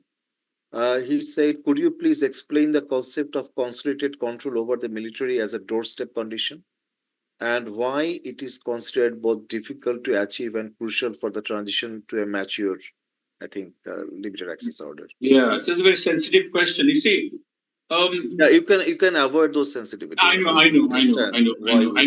mean, think of Pakistan. Can Pakistan, even it has some kind of democracy where elections are free and fair, where Imran Khan will not face this kind of ridiculous constraints. Say that's gone in Pakistan, and Pakistan Imran Khan can win, or anybody free and fairly win. But under the guidance of army has the last word in foreign policy. Army has the last word in geopolitics. Army has the last word in many things, including that they controlling. probably also the law enforcement, internal law enforcement, and so on. So that's the blatant disregard of consolidation of the military, the democratic control of the military being completely neutral, military being completely under the control of the representatives elected by the people, and so on. If you don't have that, then you're not moving towards any direction. China, interestingly, military is completely under the control of Communist Party. That is satisfied. China has satisfied that particular doorstep conditions. Okay, but most of the many developing countries probably, Pakistan definitely not. Bangladesh, as I said, we lack information about that, but definitely, it's a very sensitive thing. I don't want to discuss it publicly, but there are questions. Right. And other countries probably, there are different attempts to control. In the US, Trump is openly talking about army supporting him. So there are, experts in the US are talking about, what army is going to do, and so on. Biden has gone to this famous army training center. What is it called? West Virginia. And he talked about be loyal to the Constitution. He has to say it. Be loyal to the Constitution, which was taken for granted in the US. But now he has to make it clear. Hey, young officers, make sure that you are loyal to the Constitution. You can see there are tensions. There are tensions everywhere. People are talking about in Europe, a lot of right wingers are influencing the army politically. So nothing is taken for granted. So this doorstep condition, I don't know whether I'm answering his question. Doorstep condition is very important. Army must be genuinely under the control of the Constitution and people's representative. Army must be neutral. Otherwise, there is no hope of moving from limited access order to open access order in the political domain. That's an essential. Any question? Okay, there's a final question in the chat box, and then we can move to Asad if there is any question from the participants in the house. Nazmus Sakib Sakdi, he is asked, 20 lawmakers are business people. If so many businessmen are policymakers, or because so many businessmen are policymakers, is there a negative impact on the country's banking sector or on the economy? Do you think if the political parties can get out of the hands of the businessmen, the country's financial crisis will be reduced? Yeah, I think I said that. Remember when I was talking about the limitations of the representative democracy? That's the limitation. The rich people will take over. Okay, now that's not inevitable. And in some countries, there are laws that how do you manage the finance for capital? So the government, I forgot the countries, there are some countries where government will give you the money if you're eligible, if you have the support and so on. You have to show your evidence that you represent certain section of the population, then government will give you money. This is it. This is the money you spend. Okay, there are some countries. Israel and Singapore. Possibly, yeah. Yes, no, I want to. Okay, yeah. So there are some countries, very strict campaign law, very strict financial law, that no one will be able to spend money from their own pocket. It's the government allocated money that you have to spend, which will give some democratic control over the finance and so on.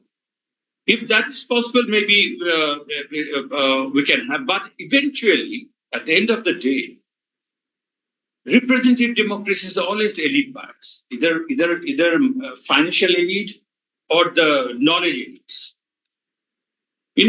People with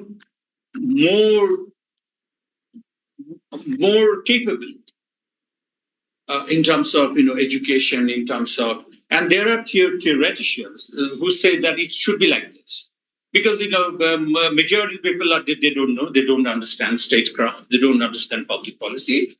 So someone with a PhD should have 100 votes, and someone with a primary school education should have 2 votes.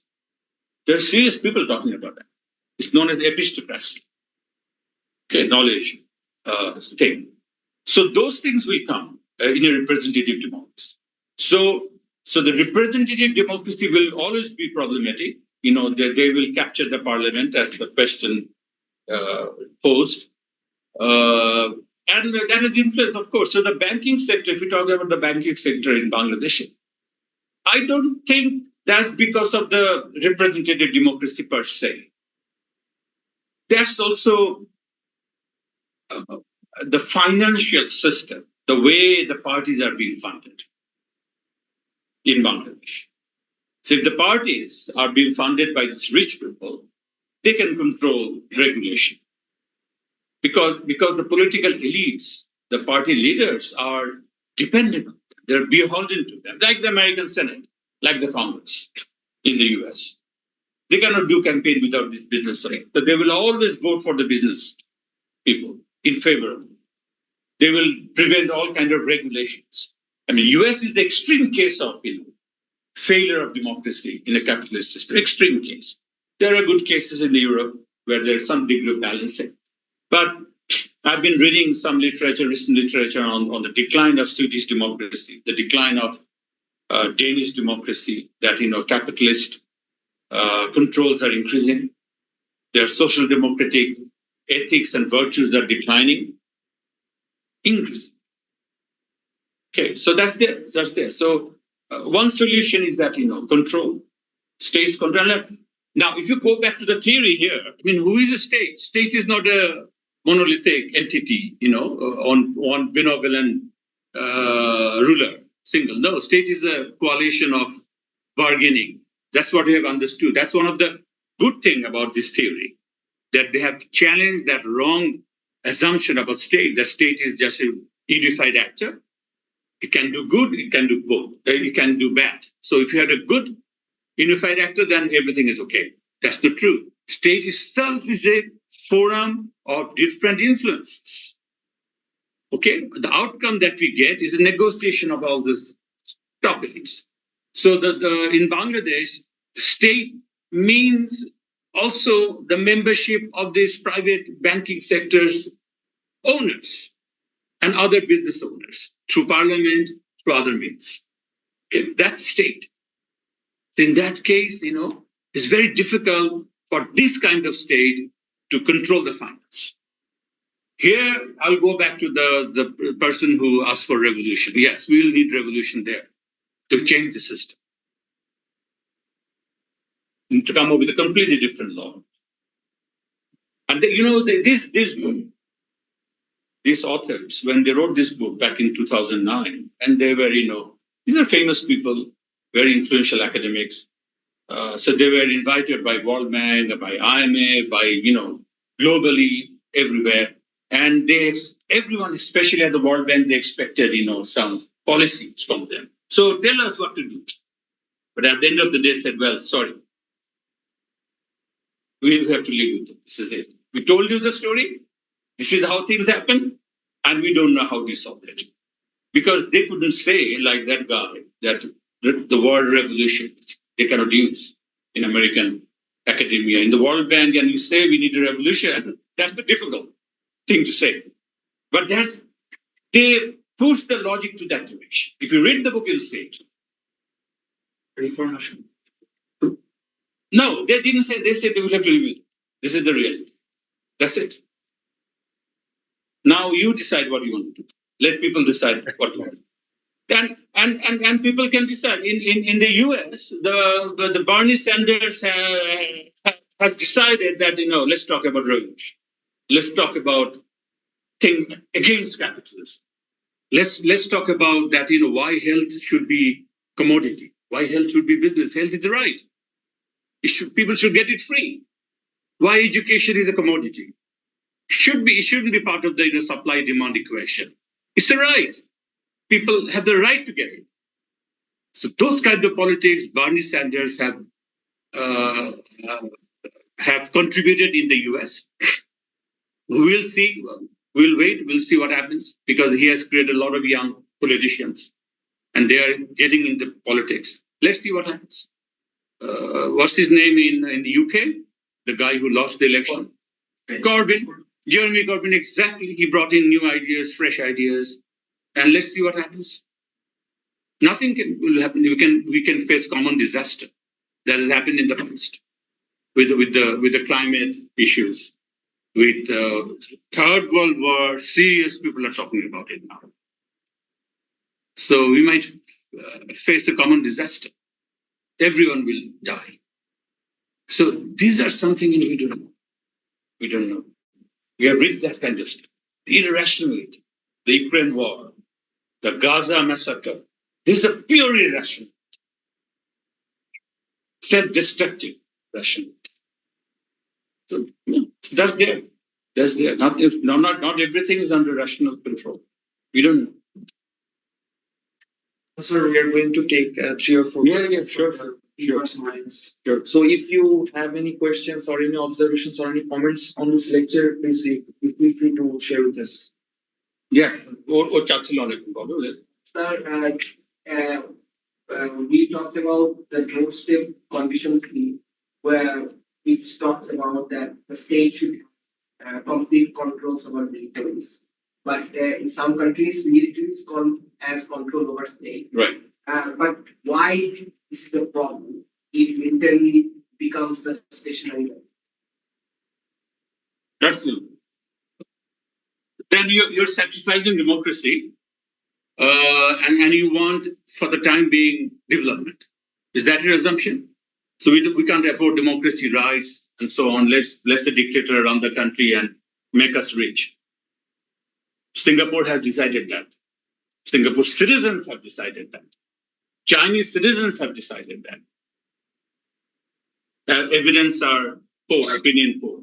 The Chinese government has the highest legitimacy in the world, in global poll, not Chinese poll.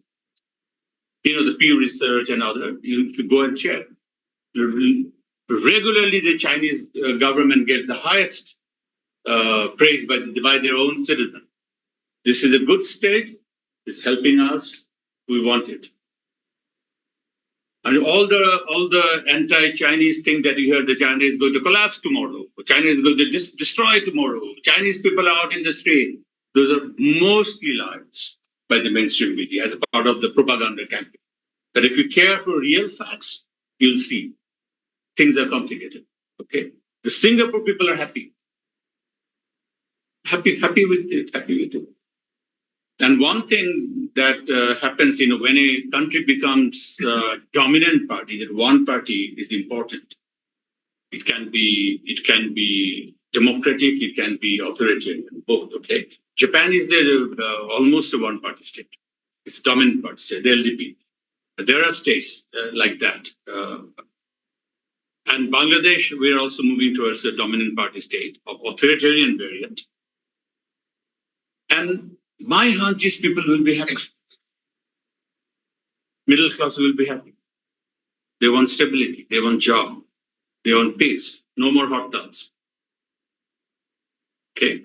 Problem is Bangladesh state is at the same time, it's not Singapore, it's not powerful, it's very weak. It wants to do too many things, cannot do. Okay, that's our problem. Okay, that's why we have the price problem, and Bangladeshi people are very unhappy about it, that they cannot solve the price issue and all those. But if a time comes, in future, that Bangladeshi state, this state, the dominant party state, is also efficient, is also can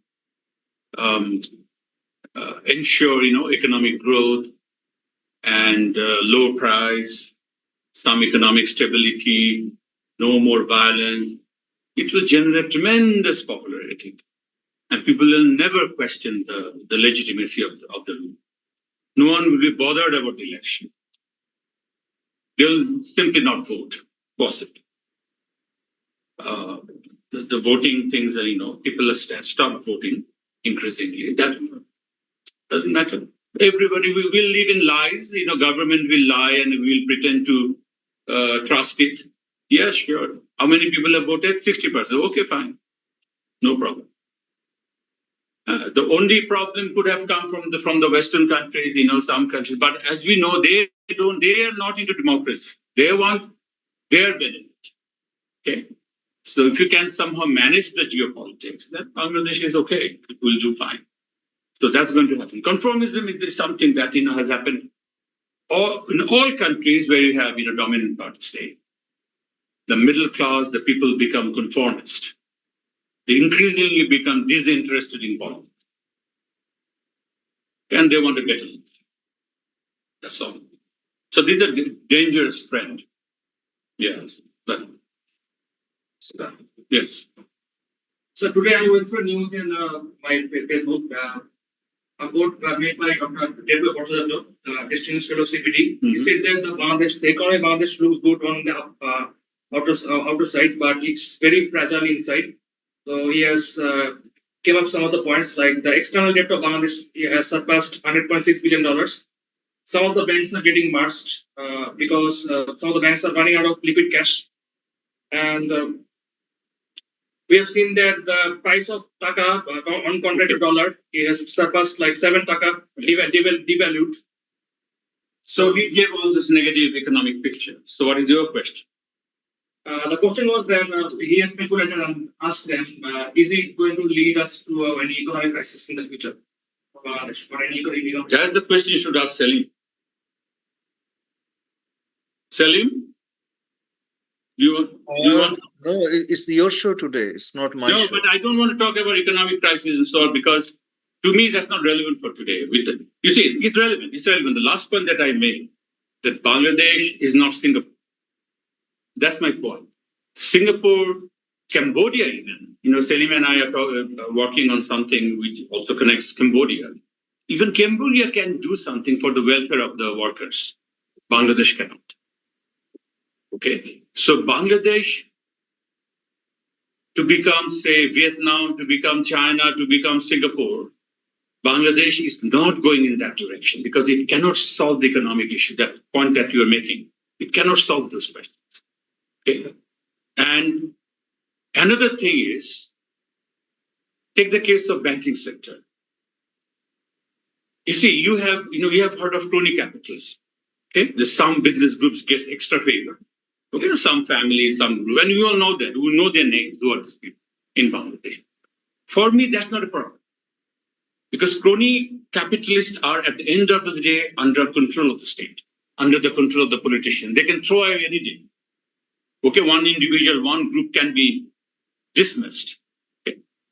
But the danger in Bangladesh is that these private bankers, they are capturing the state itself, collectively. Is it a problem with framework or the Bangladesh? No, it's political economic problem. It's political economic problem. Well, you can have a fantastic framework of, you can have all the rules, regulation, policies, giving independence to the banking Bangladesh bank, the central bank. Nothing will work. If the political masters are captured by the business elites. Okay? So that's state capture. So Bangladesh is now going into a state capture direction. Okay, what does state capture mean? It means the regulations are done by the private sector, not by the public. We should have deep state. Deep state is something invisible. You cannot see. It's deep down there. Bangladesh is not a deep state. You can see anything. Everything is transparent. Who are the major players? You can see it. So your point, without answering, I don't want to answer the economic situation, but I want to take your points as a political question. Okay. So Bangladesh, so far is not going towards China, is not going towards Singapore or even Cambodia. Bangladesh is doing pretty bad. Regressing. It's regressing in terms of for a dictatorial state, for a dominant party state, it has to be strong. It must have the power to do whatever it says, but it cannot. It says that we'll stop the battery-operated rickshaws from Dhaka city. It announces, and after 2 days, for mysterious reasons, it says no, we're not going to do it. So that's Bangladesh. What is the next question? So, first question is in the context of Bangladesh, since the citizenship-based impersonal provision that you outlined is not existent, then is a rights-based framework appropriate for groups who are, for example, demonstrating for some sort of civil rights? Is it appropriate for them to ask for some rights that they're entitled to if the idea of citizenship-based relationship is not existent in the first place? Or rather, should they appeal to some sort of incentive towards the elite class to cater to them? That's what is happening. The second thing is happening, interesting. Because the rights groups, people are conscious about their rights. You know, they're who are these people? They are part of the elites. You know, the NGO elites and so on. They don't have the constituency. They say they represent the poor, but poor people, they don't know them. Okay? The poor people only know, I mean, these are called surveys, okay? We have asked, our recent survey is going to be launched on the 10th, nationally. You'll see in the media, it will come. We have asked people who are the strongest people in your community or in your area. Number one chairman, number two member, number three local political elites. NGOs are nowhere. They're not in the list. And only NGOs they know are the MFIs, the microfinance. That's the only NGO they know. They have never heard of any other NGO. Not those right-wings. Absolutely, they are not in the radar of the citizen. Okay, so they don't represent.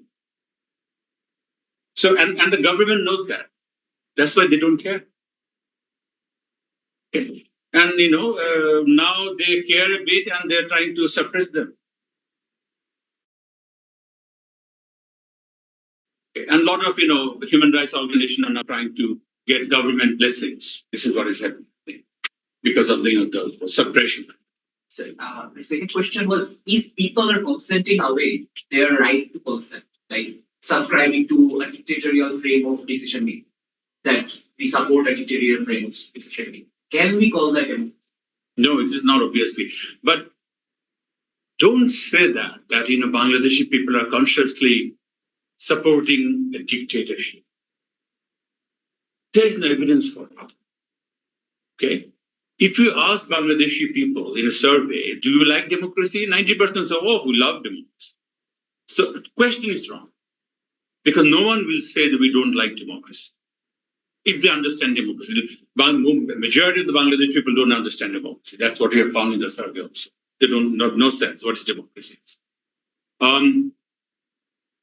But the thing is that if you ask them what we have asked all the time for the last 4 years, what do you need to live a decent life?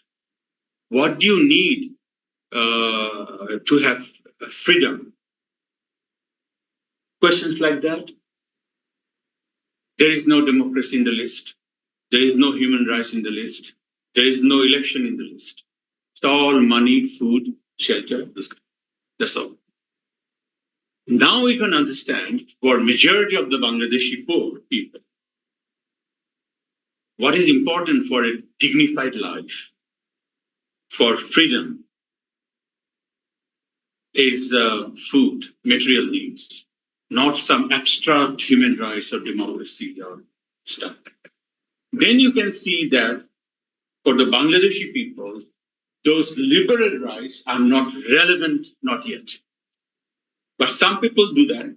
And if we look at the background of those respondents who say democracy, 1.5% or 2%, something like that, they're all well off, well educated and well off. Clearly say that. So it's not, it's wrong that the way you said it, that Bangladeshi people want dictatorship. No, there is no evidence.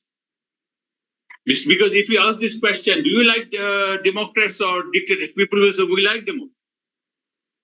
You'll never get this answer. Because it's politically correct to say that I love democracy.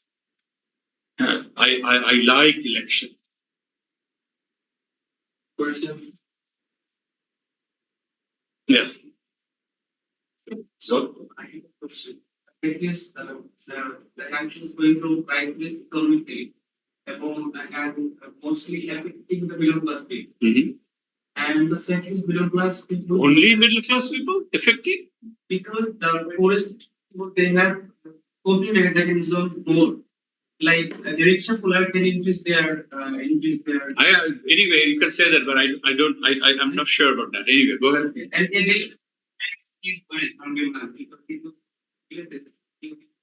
see that they are charging more and more price. Even they are charging 1,000 for 1 day of their labor. So they are kind of coping, but the middle class are not able. Okay, with a fixed salary. Right. Fixed salary, and they are also revolutionary movement because of their social state. They're afraid of getting arrested or. So my question is, do you think if the economic crisis would affect the poorest section more than middle class, we would have been seen a revolution by now? First of all, there is no automatic connection between economics and politics. Okay, you can suffer like hell economically, but that won't make you a revolution or a politically, a protester, because that's a different thing. There's nothing, there is no automatic relation. Politics is something that has to be supplied from outside. Somebody will have to take the leadership. Somebody will have to organize people. Someone will have to mobilize people to say, see, there is some kind of exploitation, and for this we want this. It's a political project, always. That's what Bangabandhu did in late 60s. That look, the West Pakistanis are discriminating us. We are losing this, and this is how we can fight back. So you need people like him. You need people like Fidel Castro.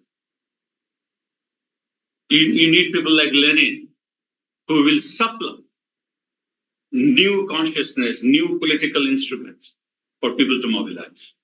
Or Mao Zedong for that matter. Or Bernie Sanders in the US. More socialist is needed. Not socialist, politics, political awareness, political organization, political mobilization. There is nothing automatic about it. Your economic distress will not make you revolutionary. Sir, even in 2000s, we were at similar levels with Vietnam, and now we have progressed so much. So would you consider this to be the lack of those visionary leaders and planners that we have not been able to succeed that much? I think you have answered the question yourself. The leadership quality in Vietnam, the vision they have. It's a dictatorial country, it's a one-party state. But they have decided, no, we need to do something. We need to develop fast, and we also distribute. We need to distribute wealth to the poor people. The working class must be protected, and so on. So they have that kind of thing, and they can enforce it.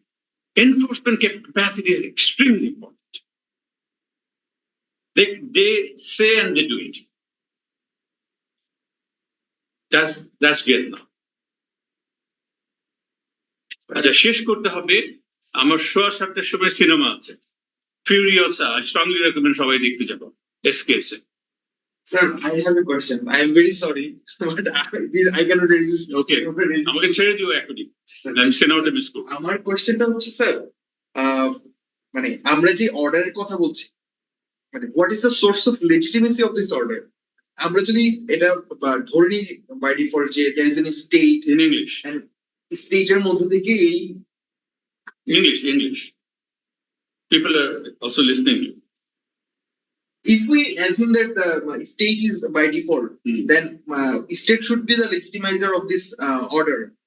But if we trace this from domestic to the global level, then in the global level, we have also these orders, limited orders, like pressure groups or unipolling powers. Then who legitimizes those powers? And another thing, if we put violence in the heart of this theory, then we are pretty much living in a Hobbesian realm. Because Hobbes fundamentally assumes that. I got your question. The first question you have to repeat, but the second question on the violence, they are anti-Hobbesian. In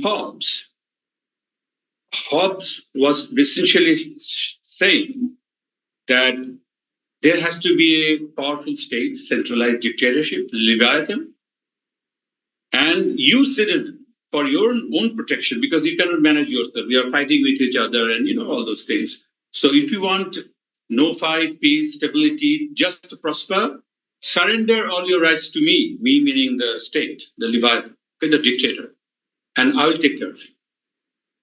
So you have to surrender your rights. But no democracy. We are assuming that people are fundamentally evil because they will. Fundamentally evil? No. They will incur violence. No.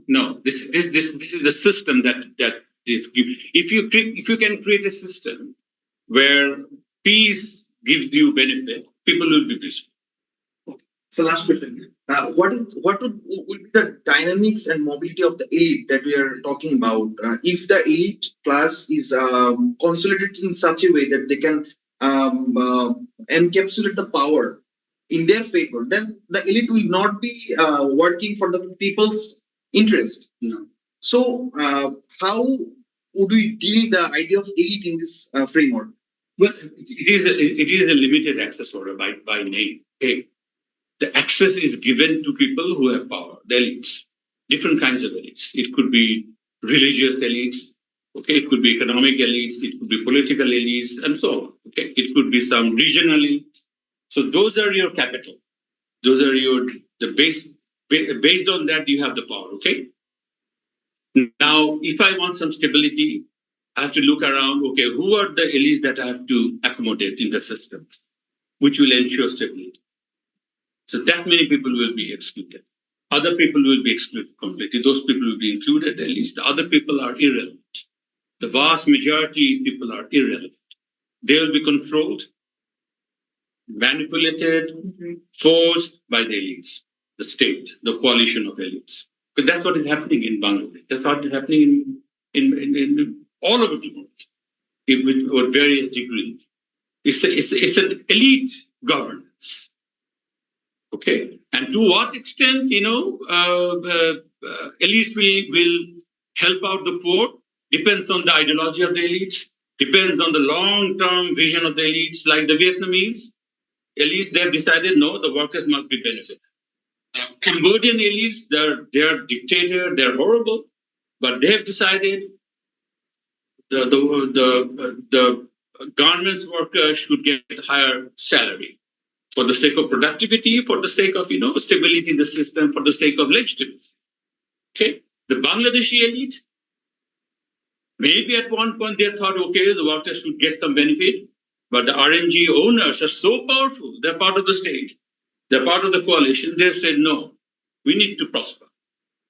Okay, and the Bangladeshi political elites cannot say no to those elites. That's why the workers are suffering. We have the lowest wage in the world. Okay. Sorry, if we put these two binaries like elites versus subalterns, and if we think that the elites will make the groups to who will access or who will not, then obviously the question of the friend-enemy distinction will come. That these are my friends, so I will take them into my groups. So if we count that Schmithian reality of friend-enemy distinction, then there is a perpetual possibility of conflict between those groups. That's possible. That's what you see all the time. That's what you see in Pakistan. That's what you're witnessing in India, in Bangladesh. Elites are fighting among each other. It's not stable. Is there any way of reconciliation out of it? Some countries have done it. Some countries have done it through force, through violence. As I said, Vietnam has done it. China has done it. Many countries where you see relative prosperity and stability, which means that elites have somehow managed to do it. Not all countries are doing it. Libyan elites have failed completely. Afghanistan, Iraq, in many other cases where you see serious conflicts. Americans, the classic case that elites have lost it. They cannot accommodate each other anymore. So we might see civil war. Who knows?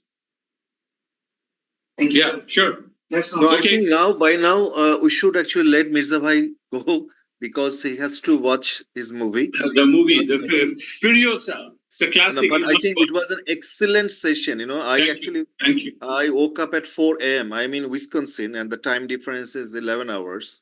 But I Wow. start, Thank you, Salim. I listened every bit of it, and I Thank think it was extremely useful for the young participants because they need to know the vocabulary of political economy and the kind of how we they can apply these kind of techniques in the discussion. But Mirzaba, I understand this is the first of the series, Sure. lecture series, and I would definitely look forward to the next one. And thank you once again from Sanem.